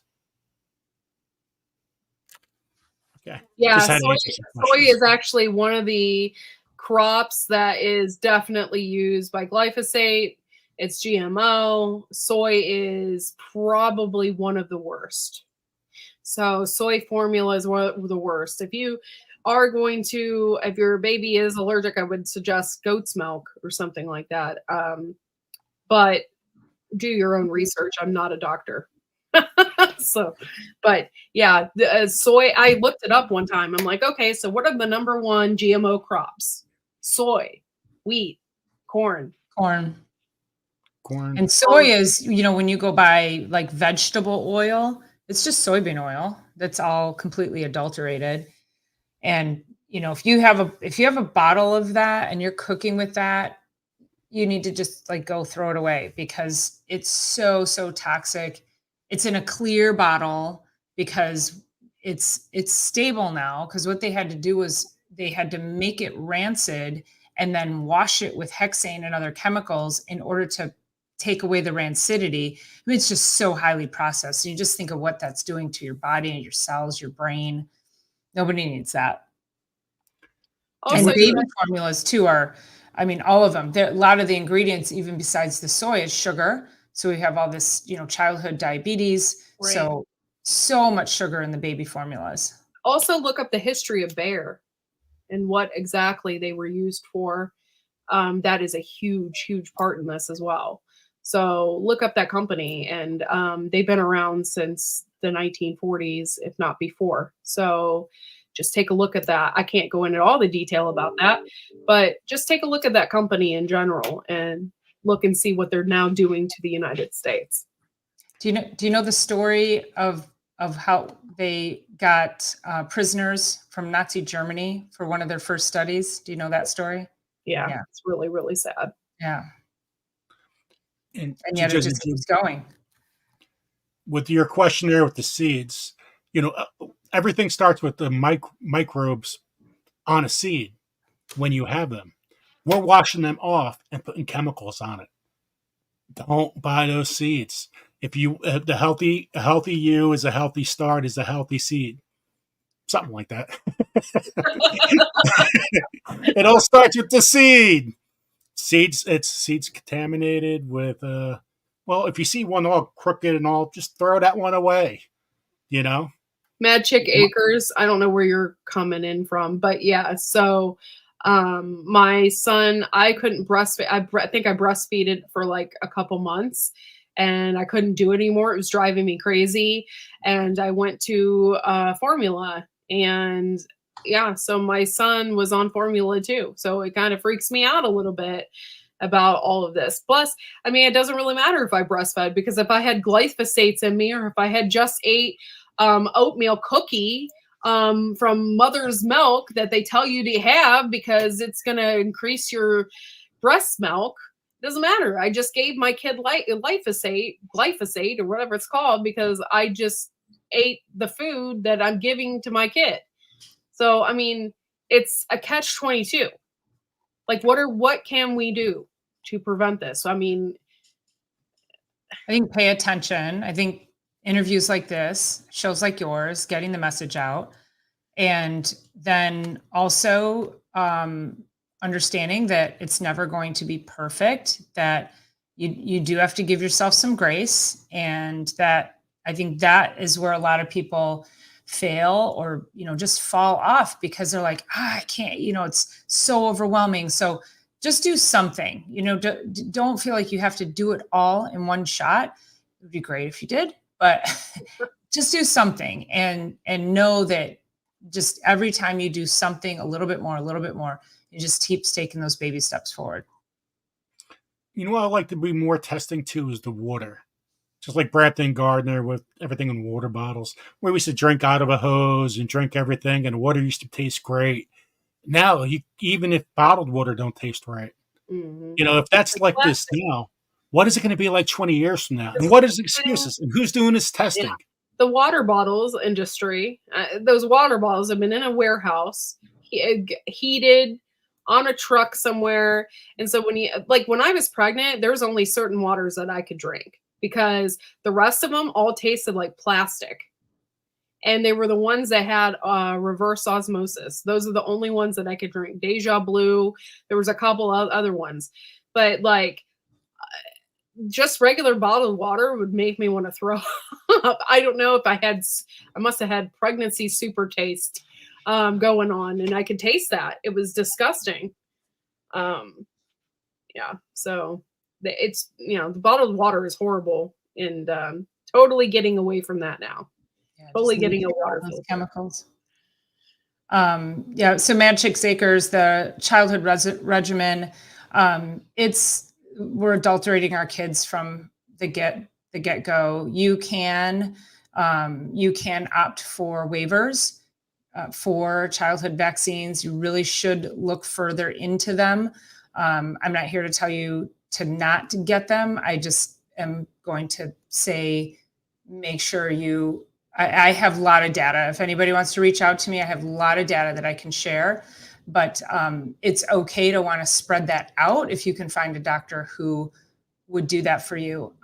I will say too, like, I had a 6-month-old baby, and I've been taking care of the mom since she was pregnant. So I've been seeing this baby since it was born. And she brought the baby in one day, and I said, well, how's she doing? She was kind of like, mucusy. And she goes, well, she's actually doing okay though. She got her vaccines today. And I go, oh, so what did she get? She got 9 shots a 6-month-old baby. She got, let me see, DPT, MMR, flu, 6, 7, and COVID. 8 shots in one time. I'm confused about the MMR because that's something I didn't even get until I was in 7th grade. So why are they giving it to little babies right now? Giving it to little babies. And so that to me was like, when are you ever going to be exposed to 8 diseases that are really a rite of passage except for COVID and flu, but they're rites of passage, because when you get those childhood diseases, they're called childhood diseases for a reason. When you get them naturally, they actually turn on certain pathways and they turn off certain pathways that prevent diseases later on in life. So it's really important that we get exposed to these naturally and not artificially. So I would definitely, like I say, you can reach out to me and I can provide you some just some things that you can go look at. And I would watch the movie Vaxxed. I would start there, VAXXED. I would start there because that talks about some of the corruption in the data that's been given to people. And then you can follow that from there. So this is interesting what Jujobi said. According to the 2022 CDC study, glyphosate is 75% in rainfall, 75% air, and 80% of Americans. That's amazing. That is, wow. And nobody knows about it. Well, I wonder also, when you said earlier about Bayer was going to pull it off the market, so just a quick analogy back to the vaccines is that they did know at one point that vaccines were causing harm. And so the government gave the vaccine manufacturers basically a pass. So you can no longer sue a vaccine company here in the United States. You have no recourse if your child, if you suspect vaccine injury. You can go to vaccine court and hope that then, and I think it's like maybe 1/10 of people who go to vaccine court actually win and get money for their losses. So I wonder if Bayer was like, oh, wait, if we keep it on the market and don't admit fault, maybe we can get the government to come in and give us so I'm very suspicious, thinking that at some point you're not going to be able to sue Bayer over that. Just a thought, just my little speculation there. I'm so sad, Magic Cakers. Go ask me if I showing the map from her website. Let me go to her website quick. And thank you, Gil, for becoming our first member. We appreciate it. There's 3 levels, just to let you guys know. So this is her fact checks. Glyphosate Facts. So let me see, Gil. So if you we were going to go into this, but talks about pesticides, green revolution, GMOs, glyphosate impacts, history, modes of exposure, environment, and health. Policy, there's the Farm Bill. There's a playbook, articles, and about. Here, use glyphosate map. Mapping the use of, let's click on that. There we go. Can you guys see that? What's that website, Joe? Glyphosate Facts. And so here you got the agriculture use for a fod. Look at the map, guys. I guess you guys don't see it on your side. I don't know if you do or not. Yeah, you can see the map. Okay. Use by year and crop. So that's the one chart she uses. So go check out that site. I think it's pretty amazing. The information she showed. This is her. I believe this is her site. She runs it. So amazing stuff. A lot of stuff to learn here. It's not just like the medical system. Doctors have to do what they're only been taught too. They've only been taught to deal with certain medications, and they're educated to a certain extent. So they can't they can't be like, oh, it's glyphosate. Yeah, they, it's not just the dog. Everyone needs to be educated on this, and the government needs to do something about it. And yeah, I don't know. It's a really screwed up situation because it's been going on since the 70s. Yeah, Rick said it was virtually claimed that glyphosate didn't leave any chemical residue in the soil. That's how they got it going in the beginning. Mm-hmm. And Wickershire says, yeah, Joe, bring back the lawn darts. I remember those suckers. I was at a party Saturday night, and he actually had a set of old lawn darts. That's funny. The box said Kmart $4.99. I was like, oh my God, that's old. With the glyphosate lowering the sperm count of so many, and probably messing with the women as well. There's a huge issue right now in the world. Huge. We're not reproducing. There's a researcher. I don't think she's a doctor. I think she's a researcher. And her name is, no, she's a doctor. Dr. Sana, I'll think of her name. She studies forever chemicals and glyphosate, and her specific studies focus on sperm counts. And I think she said it's like 48% lower sperm count today than it was, than the generation above us. So she's got a great, she doesn't have a channel, but she has a really good website, incredibly informative. She was on Joe Rogan. Fascinating when you look at how she measures it is very interesting. And then the rate at which it's come down, that sperm counts have come down, and it's affected fertility. So this is really important. Like, we're really affecting the next generation. I know there's some conspiracy theory people out there about the lowering of our population. And this is if you are thinking on the same wavelength as I am, you probably are thinking the same thing I'm thinking. Lowering the population.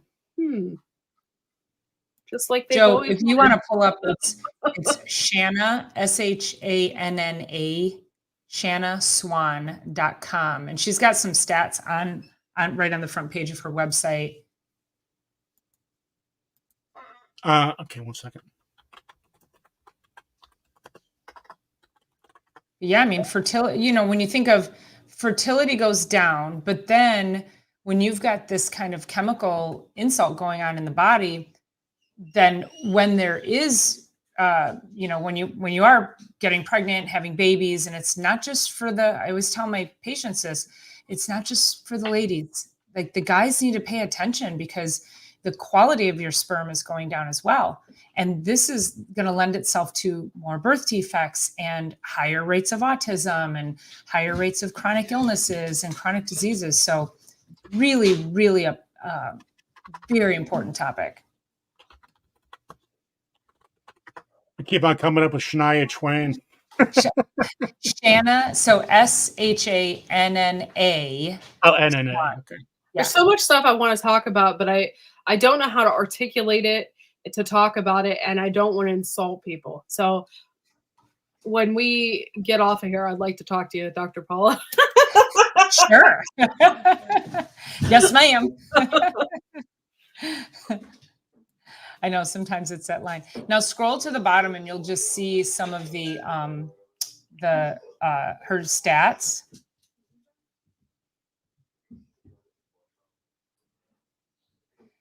So it's also, its penis size has reduced as well. Like, it's all of it. Like, so it's becoming more androgynous. Like the men are becoming more androgynous. So yeah, so we're there 50%. Wow, this is crazy. I don't know. There's just so much I would like to say, but I can't say. No, Wanda Moses. No, Wanda Moses. I'll say it and I'll get in trouble. Don't want to do that. You know, we need every inch we can get.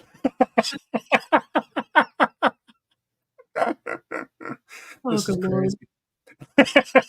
I had to bring a little smile.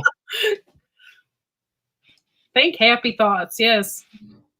Yeah, well, that's what I said. At some point, you just have to like bless it and move forward, because it can be really, it can get very overwhelming, and you don't want to stress yourself out, because stress causes a whole nother level of. We have free speech, Branson Gardner. I just don't have free speech on YouTube because I'm a YouTube partner and I signed an agreement with them. So we do have free speech. I just don't have free speech on YouTube. That's all. Play the game. Yeah. So if y'all are thinking what I'm thinking, you know what I'm thinking. I'm thinking a lot of things right now. So. Probably what you want to talk to me is probably a lot of the conversations that take place in my office every day. I tell you what, living in New Jersey, though, the amount of Roundup used, the amount of fertilizer used is not crazy. I can't even imagine what kind of results would come back. My husband just got it up here. He said, by the way, glyphosate was a safe replacement for Agent Orange. Not sure if that was mentioned. Yeah, that's amazing. Yeah. Think about that. I think of when I come into my neighborhood and I smell it, or I'm driving down the street and I smell it. You know, at one point we made rules about smoking because of secondhand smoke. And this, to me, this is no different. This is probably even more dangerous because this is secondhand chemical poisoning. So if your neighbor wants to spray it, it's coming over onto your lawn. You're breathing it in. Then again, you walk out, you get it on your feet, your shoes, your dog's paws. You know, our cancer rates in our animals is just atrocious. Well, not to mention tobacco is extremely toxic anyway. Think about it.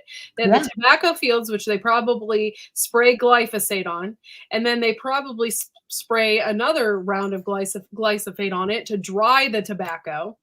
And then it goes directly to the manufacturer to put right into your cigarettes, along with all the other chemicals that they're putting in there. And then you burn it. You're smoking it. Yeah, and then you burn it. Yeah, yeah. That sounds great. Yeah. So we just got a super sticker, Bohemian. Oh, thank you. Natural Solutions. Thank you so much. We really appreciate it. Thank you, thank you, thank you. And guys, I'll be back in 1 second. Okay. Just needs an out. Yeah. People continue to smoke. Well, I mean, some people have been doing it for years and it's just a habit and they can't quit. And then, you know, they get to be about 60 years old and they're like, why am I quitting now? Yeah. Well, they came out with they were talking on one of the news stories last week, I think, and they were saying how vaping is a healthier alternative for pregnant women. And I'm like, how is that? What? I've always wanted to get popcorn lung. I've got to go look up that stuff, you know, because I hear these things and I go, la, la, la, la. Like, I can't believe that, you know, and this is going to be just like way back when women were told, no, smoke when you're pregnant, it's healthy. You just keep going. No. It's nuts. I don't even know where to begin on how this. There's glyphosate on everything. Yeah. Yeah, it really is. No one is safe. My brother's having a lot of health issues and I've worked with him and he's one of these people that he's like, he goes full out, like he plays hard and then he's like, it's not working. You know, it's like 3 weeks later or whatever. But he is a Roundup guy. He fertilizes. I'm like, how about you just stop doing that? And so I'm trying to test him for glyphosate, but he hasn't done the test yet. He's like, why do I have to do that?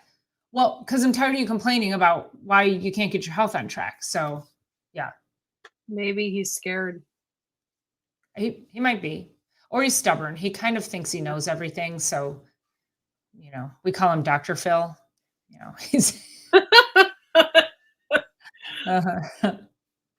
But yeah, I mean, he could just be scared too. I mean, he probably has heard things about Roundup, and he deals No, with it. he's heard nothing. He thinks he's like, hi, I don't get it. That doesn't make any sense. So, Dr. Paula, as a chiropractor, some people refer you guys as quacks and everything. Getting out your information is really hard to go holistic. What is a good way to get the kind of word? Because everybody just passes everything by. What would you recommend to get together as a community or anything? I think these platforms, and getting my YouTube channel growing and having those messages.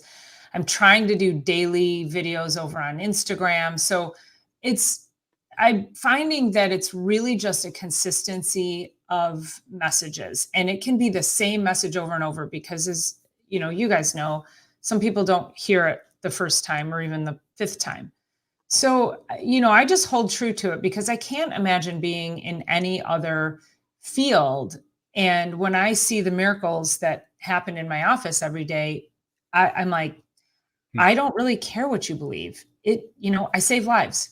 So it's just anytime a patient tells me something amazing about being under care, I immediately say, would you do that video for me? Oh yeah, I'd love to. So, just trying to capture as many testimonials as I can and telling people the stories and sharing the messages of how, somebody got off of medications and when we started working with them, or we did reverse their autoimmune or, their chronic fatigue, fibromyalgia, they started feeling better, or they stopped sinus medication after 20 years. It's story after story like that. And that's why too, my friend, Dr. Erica, she and I started Chiropractic is Sexy on Thursdays at 1:00. Shameless plug. But we decided that, we're both adjusting in the mornings and we go right from the adjusting floor, right up to the mic, and we start telling our stories. And we're talking about it, and our show is gaining traction. People are reaching out to us now. Hey, can I be on your show? Can I be on your show? So we have a list of really big names in chiropractic who are chiropractors and who aren't chiropractors, but who are just, can help educate and have a really wide reach. So we're getting noticed and we're really excited. And I think that's really, it's that grassroots movement to just keep spreading the word. Okay, now with getting results, HIPAA laws. Now, for example, my son with his disease, it's a starter-upper. Everything that they've been doing it's 45 couple years long. You have to fight to get those results, and for anything. I mean, it's amazing. And now at least you have hospitals collaborating with other hospitals. That was never done before. I mean, it's amazing. We're in 2024, and it's getting so hard to get the results for everybody to come together and say, let's fix this. Yeah, it's almost like you have to be an asshole all the time and constantly look after something. Constantly, like that's the same with my son and trying to get into the doctor for his autism. They told me it was going to be a year. I'm like, I have to constantly call these people, constantly, and badger them. I finally got an appointment in March. Oh, good. But if it wouldn't have been because they had a new doctor in their practice, I would have had to wait a year to even get my son in to see a doctor. And it's only gotten worse post-COVID for anything, whether it's your kids or your dogs. We can't get help for our animals. But I think too, like especially for your kids and like in your case, Joe, too, with your son, and I do not mean, I don't want this to sound insensitive, but I usually will say, I don't care what it's called. I don't care what it's called because let's get to the root cause. And the root cause of any chronic disease starts in the gut. So it doesn't matter what it is that you're dealing with. There's a gut issue until proven otherwise. There's probably some heavy metal issues too. And so if we can start to clear that up and create healing there, we can start to see a shift in things. So, and that's a lot of times, people will say, oh, they've gone and gotten like the ANA titers for rheumatoid arthritis. And they're like, oh, well, sometimes it's positive, sometimes it's not. And I'm like, do you need it to have a name in order to take care of it? Because the only thing a name does for you is allow the medical system to figure out which drug they're going to give you for the thing that isn't a cure. So, so I don't care what it's called. I just start in the gut and I go from there. And that's the same thing like I was talking about earlier with diabetes. This glyphosate is messing up your body, your hormones, everything, because everything goes through your stomach. Mm-hmm. And you know where that all starts with the soil. Yeah. Right. True. Yeah. Go back last week. I'm sorry, Quirky. Go ahead. I'm sorry. That's okay. No, it just makes me mad because there could be cures for people probably don't even have diabetes or type 2 diabetes, or probably we wouldn't even had it if they, started looking after their stomach just a little bit more. Like, hey, and then they give you full circle moment. They give you metformin for it, and you just poop constantly. Right. That works. Yeah. Like, what? Hey, got to keep things moving. I feel sorry. Like, yeah. That's why I've been so particular about my gut and my gut health. And I want to get that on track because it can mess everything up. That's why I have IBS. Mm-hmm. Start there, right? Let's get rid of that. See, this is what I'm still afraid, Dr. Paul, is like we're talking about the soil before. We only talked about it only goes so far, and then there's nothing. That's the reason why I like Matt Powers. I like these citizen scientists that was never, or like Kelly. They didn't go into this field to study, but they got into it because nobody else did anything. With my son's disease, the guy that actually started the research for it, he was a football player at Georgetown. He was on his deathbed. He goes, well, I got to figure out how to find a cure for my own disease. So we have the best of the best, but it only goes so far. So when we're talking about this issue, it has to go beyond and beyond and beyond. Because right now, 80% of people will have this in our body. And look it's higher. And the correlation, like to your point, Corky, about there wasn't a connection to cancer with the Roundup, but there's a correlation for sure. There's a correlation to all of these things. And, that's where too, I think we all have to become our own health advocates. And, for you, Corky, for your son, and for you, Joe, for your son, we have to fight so hard because that medical system is completely against anyone who wants to be their own advocate. So they want to tell you what to do, how to do it, whether it goes against, whether it's with or against your philosophical or religious beliefs, and you have no say in it. In fact, there's a lot of people out there, there's a lot of medical doctors out there who will dismiss you from their offices if you don't do exactly what they tell you to do. And that's like Nuremberg stuff, we just came through that. So here's a really great example of what my doctor was doing to me. Okay. So they wanted me to have a full panel every year, whatever. So I was like, I can't afford it. I can't afford your full panel. So test me for, just the basics and I'll go in. So, okay. The full panel is like $200 a year. Like it's a really large medical bill to have a full panel done every year or whatever. Mm-hmm. So I go and I get just what the minimum was $48. My bill was $48. What are you testing me for? That I obviously am fine, but you're testing me for nothing. Yeah. Well, and that's, usually, I like to get tested every year. Normally they would recommend every 3 to 5 years. But I also think because of situations like this with all the chemicals in our environment, that it's probably really important that we stay ahead of it versus waiting for it to, go sideways. And I mean, this 12-year-old that I'm working with, and I'll be honest with you, my panels are they're $1,000 worth of labs for about $200. So Wow. it's a massive lab, but it's a functional medicine lab, which means it helps me really figure out what all the puzzle pieces are. A lot of those tests that you get done from your primary, they're fragmented, so you don't get a full picture of things. So it's great to get as a screening, but it's not really going to take the deep dive. But like this 12-year-old that I'm working with, I sent her, her mom said, well, she had these labs. I said, send them over to me. Let me look. They were so fragmented, and the girl's having like serious issues. And I said, I'm sorry, I have to send her for more blood work. And her mom's like, I'll do it. Let's get her well.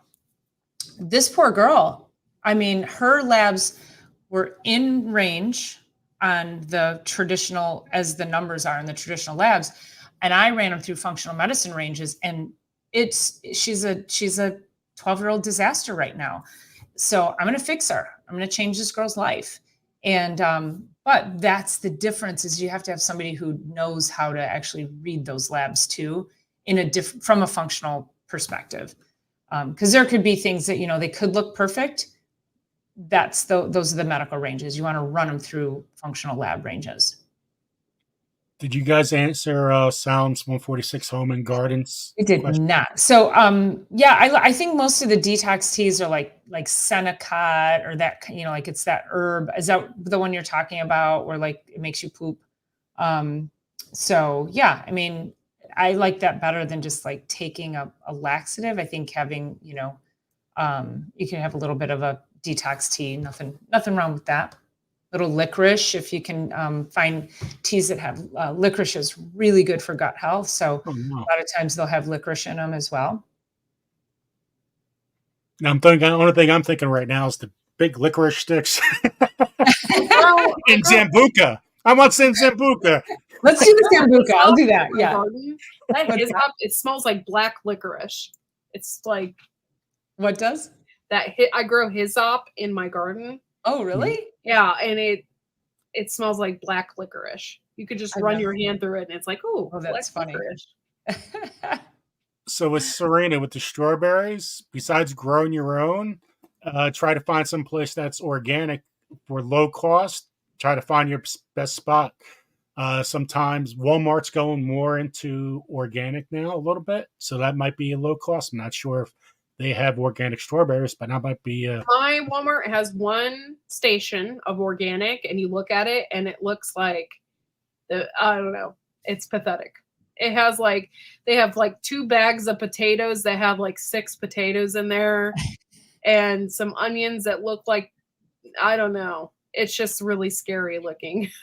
and Costco's another area you can look at. Try to see at Costco's or Costco BJ's or something like that. Or U-Pick, see if there's a U-Pick berry farm near you. U-Pick is a great spot. Yeah. It's becoming a favorite spot for many now. Everybody's like, hey, I could go here. This is awesome. Hey, Howie.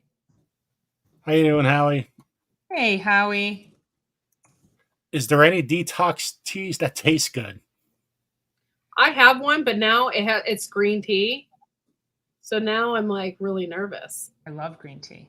But it's detox green tea, and I freaking love it. It tastes so good. I don't even put anything in it. It's just straight up yummy. Well, that's the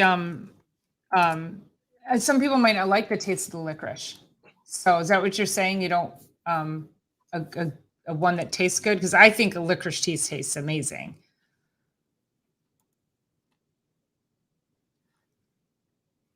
I'm wondering if it was the licorice in there, because it can be powerful, right? I don't like black licorice at all, so yeah, it is very overpowering. Yeah. Does baking soda help wash off residues? Yeah. Yeah. Yeah, I've not heard that. They do it. They use it for acid spills. Like okay. if you, for instance, does it neutralize? It neutralizes acid. Yeah. So like if you, for instance, have heartburn and you drink some baking soda, it will neutralize the situation. I had somebody at this one store I was working at drop sulfuric acid all over the counter, and it like burned a hole into the concrete and everything. Oh my God. And my boss just came over with a bag of baking soda or whatever and got rid of it. What about all the organic soils? I think if it's written organic, it should be organic. It's more like you have your truck, you have your soil, they just dump everything together, put it through a process, and put it in the bag. So I don't think that's an issue because I wondered that too, because I see that at Home Depot, organic soil, and I'm like, isn't all soil organic? Or like, what is it? I'm like, it's the same thing with putting non-GMO on all the seeds. Yeah, like okay. They're all non-GMO. You can't buy GMO seeds. Yeah, So, right. Yeah. they're all non-GMO. Oh. Yeah. Sorry, that was me. I feel like it does on potatoes. It did. It like took the finish. You know how like Home Depot and stuff, they have like that concrete and it's like real shiny. It just like completely ate the finish off the concrete. It's like ridiculous. Now, what's interesting with potatoes, though, try to buy organic, grow your own. They're trying to say now, don't eat the skin of your potato. Even though that's the best place for the nutrients, chemicals lie. Well, then if that's the case, don't eat potatoes. Well, I'm just saying, don't eat the skin on your potato where all the nutrients is. So go ahead and take some vitamins. Like this does not make any sense. We don't need to be taking vitamins if our food was grown correctly that doesn't make sense. This is why there's been such a push for vitamins, because we're not getting them, even though we were eating food. The glyphosate and all that crap, it just doesn't work. To go back to the strawberry question, I had this conversation with a friend of mine who's also a health instructor coach, and we were talking about how all the chemicals in our foods, and that should we eat strawberries that are organic or not, and we both concluded that strawberries are so high in antioxidants. Now, if you go to Environmental Working Group, they'll tell you never ever buy strawberries. They have the clean 15 and the dirty dozen. And so that's a really great way to say, okay, well, which foods should I really only buy organically and which foods should I buy not? Well, if I'm at a party and there's a fruit tray and I don't know if it's organic or not, but then there's a bunch of garbage, I'm probably going to eat the fruit and I'm probably going to eat the strawberries, and I'm going to hope that the antioxidants in that strawberry might outweigh the chemicals. And then I'm going to bless it and I'm going to eat it and I'm not going to worry about it. So, because it's probably better than the hot dog sitting on the table. I like how you wrote, plan a food forest and sleep well at night. Yeah, there you go. Yeah. I'm working on it, Howie. I'm working on my food forest. It's going to have more stuff in it this year. I know I keep seeing how my garden, my yard's expanding, and I'm like, what am I doing to myself? Oh my God. Like, I'm going to have to quit my job. And It is amazing what you could grow out of your own yard, even in small spaces. Main thing, though, is the cities. How do we get healthy food to the cities? Or apartments. People live in a lot of, little land, little places. Like, first, you guys should grow vertical. If you have small spaces, grow vertical. That's a great idea. I do TP, wooden TP trellises. Works amazing. We've got a lot of urban gardening here in Detroit. A lot of indoor over in Grand Rapids on the other side of the state. There's a huge hydroponic garden that, you know, they're using to like feed people in the city. So I think if we just look around and start to, you know, see what is in the urban areas and then help, you know, I don't know what that requires, but I know there's I think a what lot of Detroit is development doing already. is so cool. Mhm. They've taken their city, because the city is horrible. Mhm. It's horrible. And they've taken that and they've turned it into farmland. And I think that's so cool. Yeah. We're becoming a food hub too, you know, really attracting more people, more businesses. So it's pretty cool how we've been able to grow. Well, yeah, I wonder too about like in the city of Detroit, so community gardens, but you know, you'll have certain communities, but then it's like, I always get concerned about the crime. Like if somebody's gonna go like vandalize your car, break into your house, would they go ruin the garden, you know? Which isn't a reason to not do it, but it's sad that that's the thought process. Save your bras, ladies, for your vertical watermelon patch. I love it. Make those petunias show out. my bras would be great for some grapes, not watermelons.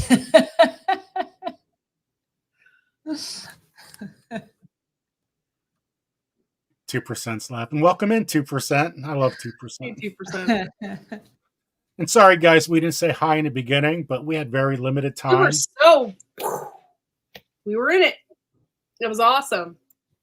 I hope you guys really liked tonight. We worked really hard, and this was it. This was the woman that we were so into, and I'm so glad. Oh yeah, Kajari. Yeah, okay. You have to grow the Kajari melons, Dr. Paula. Oh, are they tiny? Yeah. How did I make that assumption?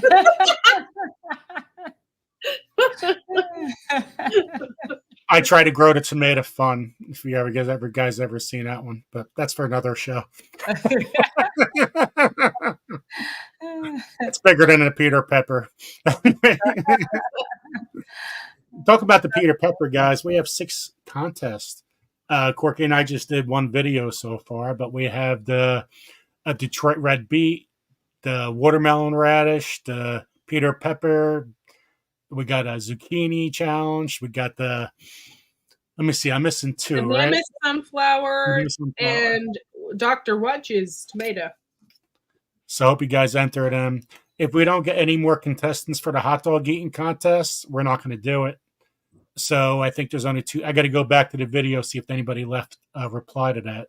But we have Jimmy Pickles on that show that night. I can't wait. I love the pickles. So it's going to be very interesting interview. The good old pickles.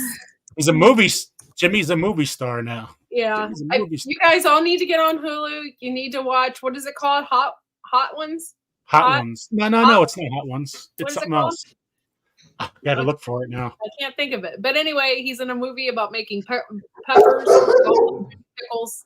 He's going to be on the show tonight. Hot dog contest.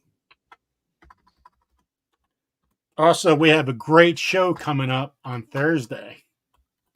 It's with Brad Gates he's a tomato breeder, guys. Tomato breeder with It's the super atomic. hot. Oh, super hot. Yep, And it's on Hulu. Take a look at it. It has Johnny Scoville in it, who's freaking awesome. It has a bunch of people in it, so take a look. I was super excited because Jimmy Pickles was in it. What were you saying, Joe? I'm sorry. With Brad Gates on the Thursday's Yes. interview. Oh my gosh, my head exploded because freaking Wild Boar Farms. By the way, Brad's Atomic Grape. This guy created Brad's Atomic Grape. Freaking awesome guy. Can't wait to have him on the show. So cool. So, guys, I'm telling you, we got great interviews coming up. I'm like, this is freaking amazing. Wild Boar Farms.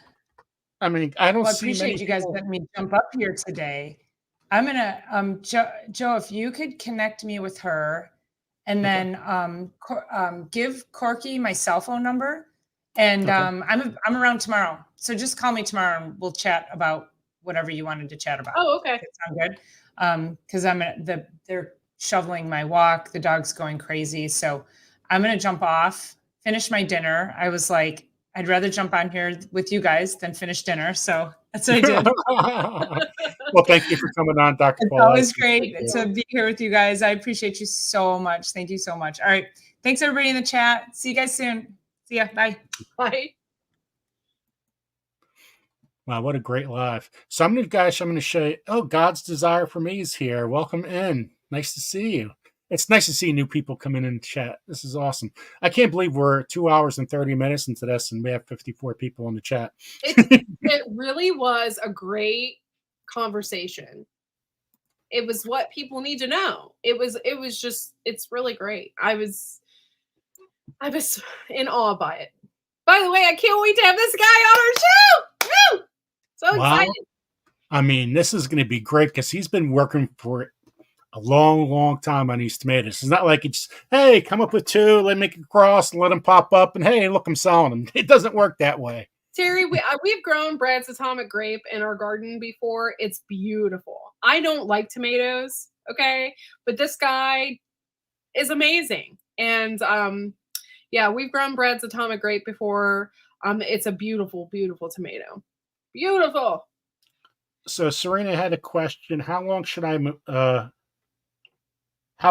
manure age before using it in compost or garden to grow food to avoid contamination? It depends. If you're using rabbit poop, it's cold, so you can put it on right away.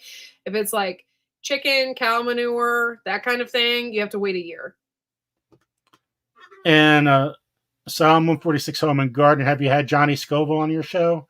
Guys, we're hoping something happens in the near future with a lot of guests. That's all I'm going to say. Yeah, dude, that'd be awesome to get him on. He's such a cool guy. Great guy. He really is a good guy. And I swear he doesn't have any taste buds. I think they're all gone. So, guys, let me go back to the chat in a second. I just want to show you some of these tomatoes. I already went over this with you guys a little bit, but these tomatoes are amazing. You go shop online, you go to tomato. Oh, look, new releases. Let's check out some of his new releases. Boom. Boom. Boom. Oh, by the way, if you guys remembers, you can use that little boom emoji. See, look, boom. I'm adding it in right now. Boom. You can use that.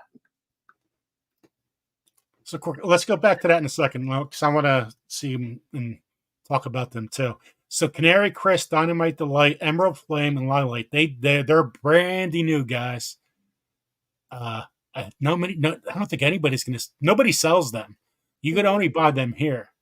I think at one point he had a whole selection at Baker Creek, but I don't think he has that selection other than there's like a few, like Brad's Atomic Grape. I think you can still get through Baker Creek, but yeah. Barry's Crazy Cherry, widely known tomato. Well, I mean, you got to see all the tomatoes that grow in that sucker. Holy cow! Berkeley Tie Dye, one of the most. And my gardener is selling that tomato. It's the number one requested vegetable for my gardener this year by people was the Berkeley Tie Dye. I don't know, man. This makes me want to like buy more seeds from him. Oh Lord. Oh, but I never heard this one. Berkeley Tie Dye Heart. A little difference there. I mean, go check out the website. Look at that Black Beauty. Ooh. Go up a little bit. Did you see it? It's on the left. Look how dark that is. Oh, just to let you guys know. I'm coming up with all these things. Black Beauty. If you go to Baker's Creek and you spend a certain amount of money, you get the Black Beauty for free. Ooh. Blueberries. We did blueberries one year, and I wasn't impressed because they didn't turn blue like they were supposed to, like I thought they were going to. Now, Brad's Atomic Grape. A lot of my tomatoes look like the one up here, this one, and a one down here. Yes, you get a couple of grape ones, but you got to. when they're very hard tomatoes. So when they're ripe when they get the little like it goes in a little bit like little. I don't know what word. My impression of them was that they're a really fragile tomato, and that you have to be really careful because they can split really easily. So that was my impression. The plants grow really good, though. The plants grow really healthy. Mm-hmm. I have given Dark Galaxy away a lot of seeds of them last year. Gold berries. I mean, there's so many. Green zebra. Is he the one that does the chocolate sprinkles and all of that? It makes me wonder. I can't remember it all, but we grew chocolate sprinkles one year. They all have like really weird names. Nope. No, it's not by him. Chestnut chocolate. Okay, let me get out of here. Look at the chat. So a lot to learn from Brad Gates on Thursday. What is so freaking exciting. If you're a tomato person, I mean, he's the world's most famous, pretty much, top 5 guys for tomato breeding in the world. I'm like, wow. I'm going to be kind of nervous. Got to hit it. I mean, wow. But today's live, guys, I mean, Kelly was absolutely amazing. Yeah. And we'll probably see if we could have some kind of combination of somebody in that world and combine her with something and have another discussion. Yeah, get tired. Any other questions, guys? We've been here for 2 hours and 35 minutes. You're so let's talk about membership quick. Ooh. So there's 3 types. Yes. All right, you have the $4.99, $9.99, and $19.99. $19.99 is the easiest one because I don't have my notes in front of me. Oh, okay. We're going to have a 24-hour hotline. So if you have a question, it's going to be how we're going to connect with them. We're going to connect through WhatsApp. You have to download WhatsApp onto your phone, and you can contact us 24 hours a day, 7 days a week. We have 24 hours to get back with you about any garden questions. This isn't like, hey, I had a rash on my toe last night. Can you help me? It's, hey, my tomato's doing this. You can even send pictures on there, and you can, we can answer your questions. We'll answer them within 24 hours on the $19.99 membership, which is called the Master Garden Club. Yep. And yeah, this is going to really help when you get plant diseases. Because if we don't know it offhand, we're going to research it to get those answers for you. So we're always going to get those answers. And also, it very well could be like, hey, Matt Powers, what's up with their soil? And you could get a definite answer from Matt Powers or somebody, besides us. So. And the $9.99 club, you're going to have, which is called the Grow Big Garden Club. Grow Big Garden Club. And what the Grow Big Garden Club is, you're at the end of the membership, which is 12 months. We're going to send you a bag of trifecta or a bag of sassy lass. You guys will have the option of that, which is really, really cool. And for the $4.99 club, which is the Boom Boom Club or the Boom Club, you're going to get like 6-pack of seeds from either Mary's Heirloom Seeds or My Gardener, and you guys get to choose those seeds, and we'll take care of that. And everybody gets access to our lives. So say, for instance, we do a members only live. Everybody from every tier can come to our members only live. So, and we're going to add stuff through there too during the year. So that, helps you out, helps me out. And grow big. Grow big. Grow big. 1 second. Rick, did you like the Uber guy with attitude, Joe? I don't know. I already forgot about him. Not many people give me an attitude. Rick, we dance in my car. We sing. You got to see me sing. I tell you what, I do commercials. I do Oh my God, I wish I had that video. Maybe I got to find it. I had somebody propose during my Uber. And during the engagement, I told the guy, both families, okay, I'll tell the whole story because this still cracks me up. I picked this kid up. He's all dressed up. Hey, where you going, Asbury? And yeah, we have a meeting with both family. He goes, well, I really want to get engaged, but I have no idea how to do it. And take these glasses off. So behind me, I was like, oh my God, this freaking kid's going to get engaged. He's freaking nuts. He's like 21 years old, 22, very young looking. I go, I'm going to give him some great advice. And I said, well, you got to make sure you love her and blah, blah, blah. And make sure you look in her eyes. I'll tell her how beautiful she looks and how special she is. And then he goes, well, I have no idea where. But I'm like, oh, shit. Let me see. I'm going to Asbury Park. Oh, perfect spot. Right on a beach, right in the gazebo. Then I'm like, there's no way this freaking guy's going to do this. Get engaged. I go, hey, I got that perfect place gazebo. I said, but at the end of the when you say propose, and if she says yes, I'm going to tape the whole thing and send it to you. It's going to be a great moment. And at the same time, I'll put it in my YouTube show. And I said at the end of it, make sure you say Wide Family Farm. I'll never forget it. I'm like, this guy's proposing to his wife or his girlfriend. And at the end, he points to the camera and says, Wide Family Farm. And so we're like, oh, how do we do this? I go, well, after we pick her up, I'd say, well, I got to do something for my YouTube channel fast at the gazebo.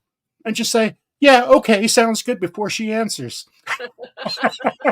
So I told her, I said, hey, I got to do this video quick. I got something very important to go to. So he goes to gazebo. Hey, why don't you walk out with us? I said, it'll only take 2 minutes. I'll end the trip right here. You guys don't have to pay anything. And he goes, oh, yeah, that's right.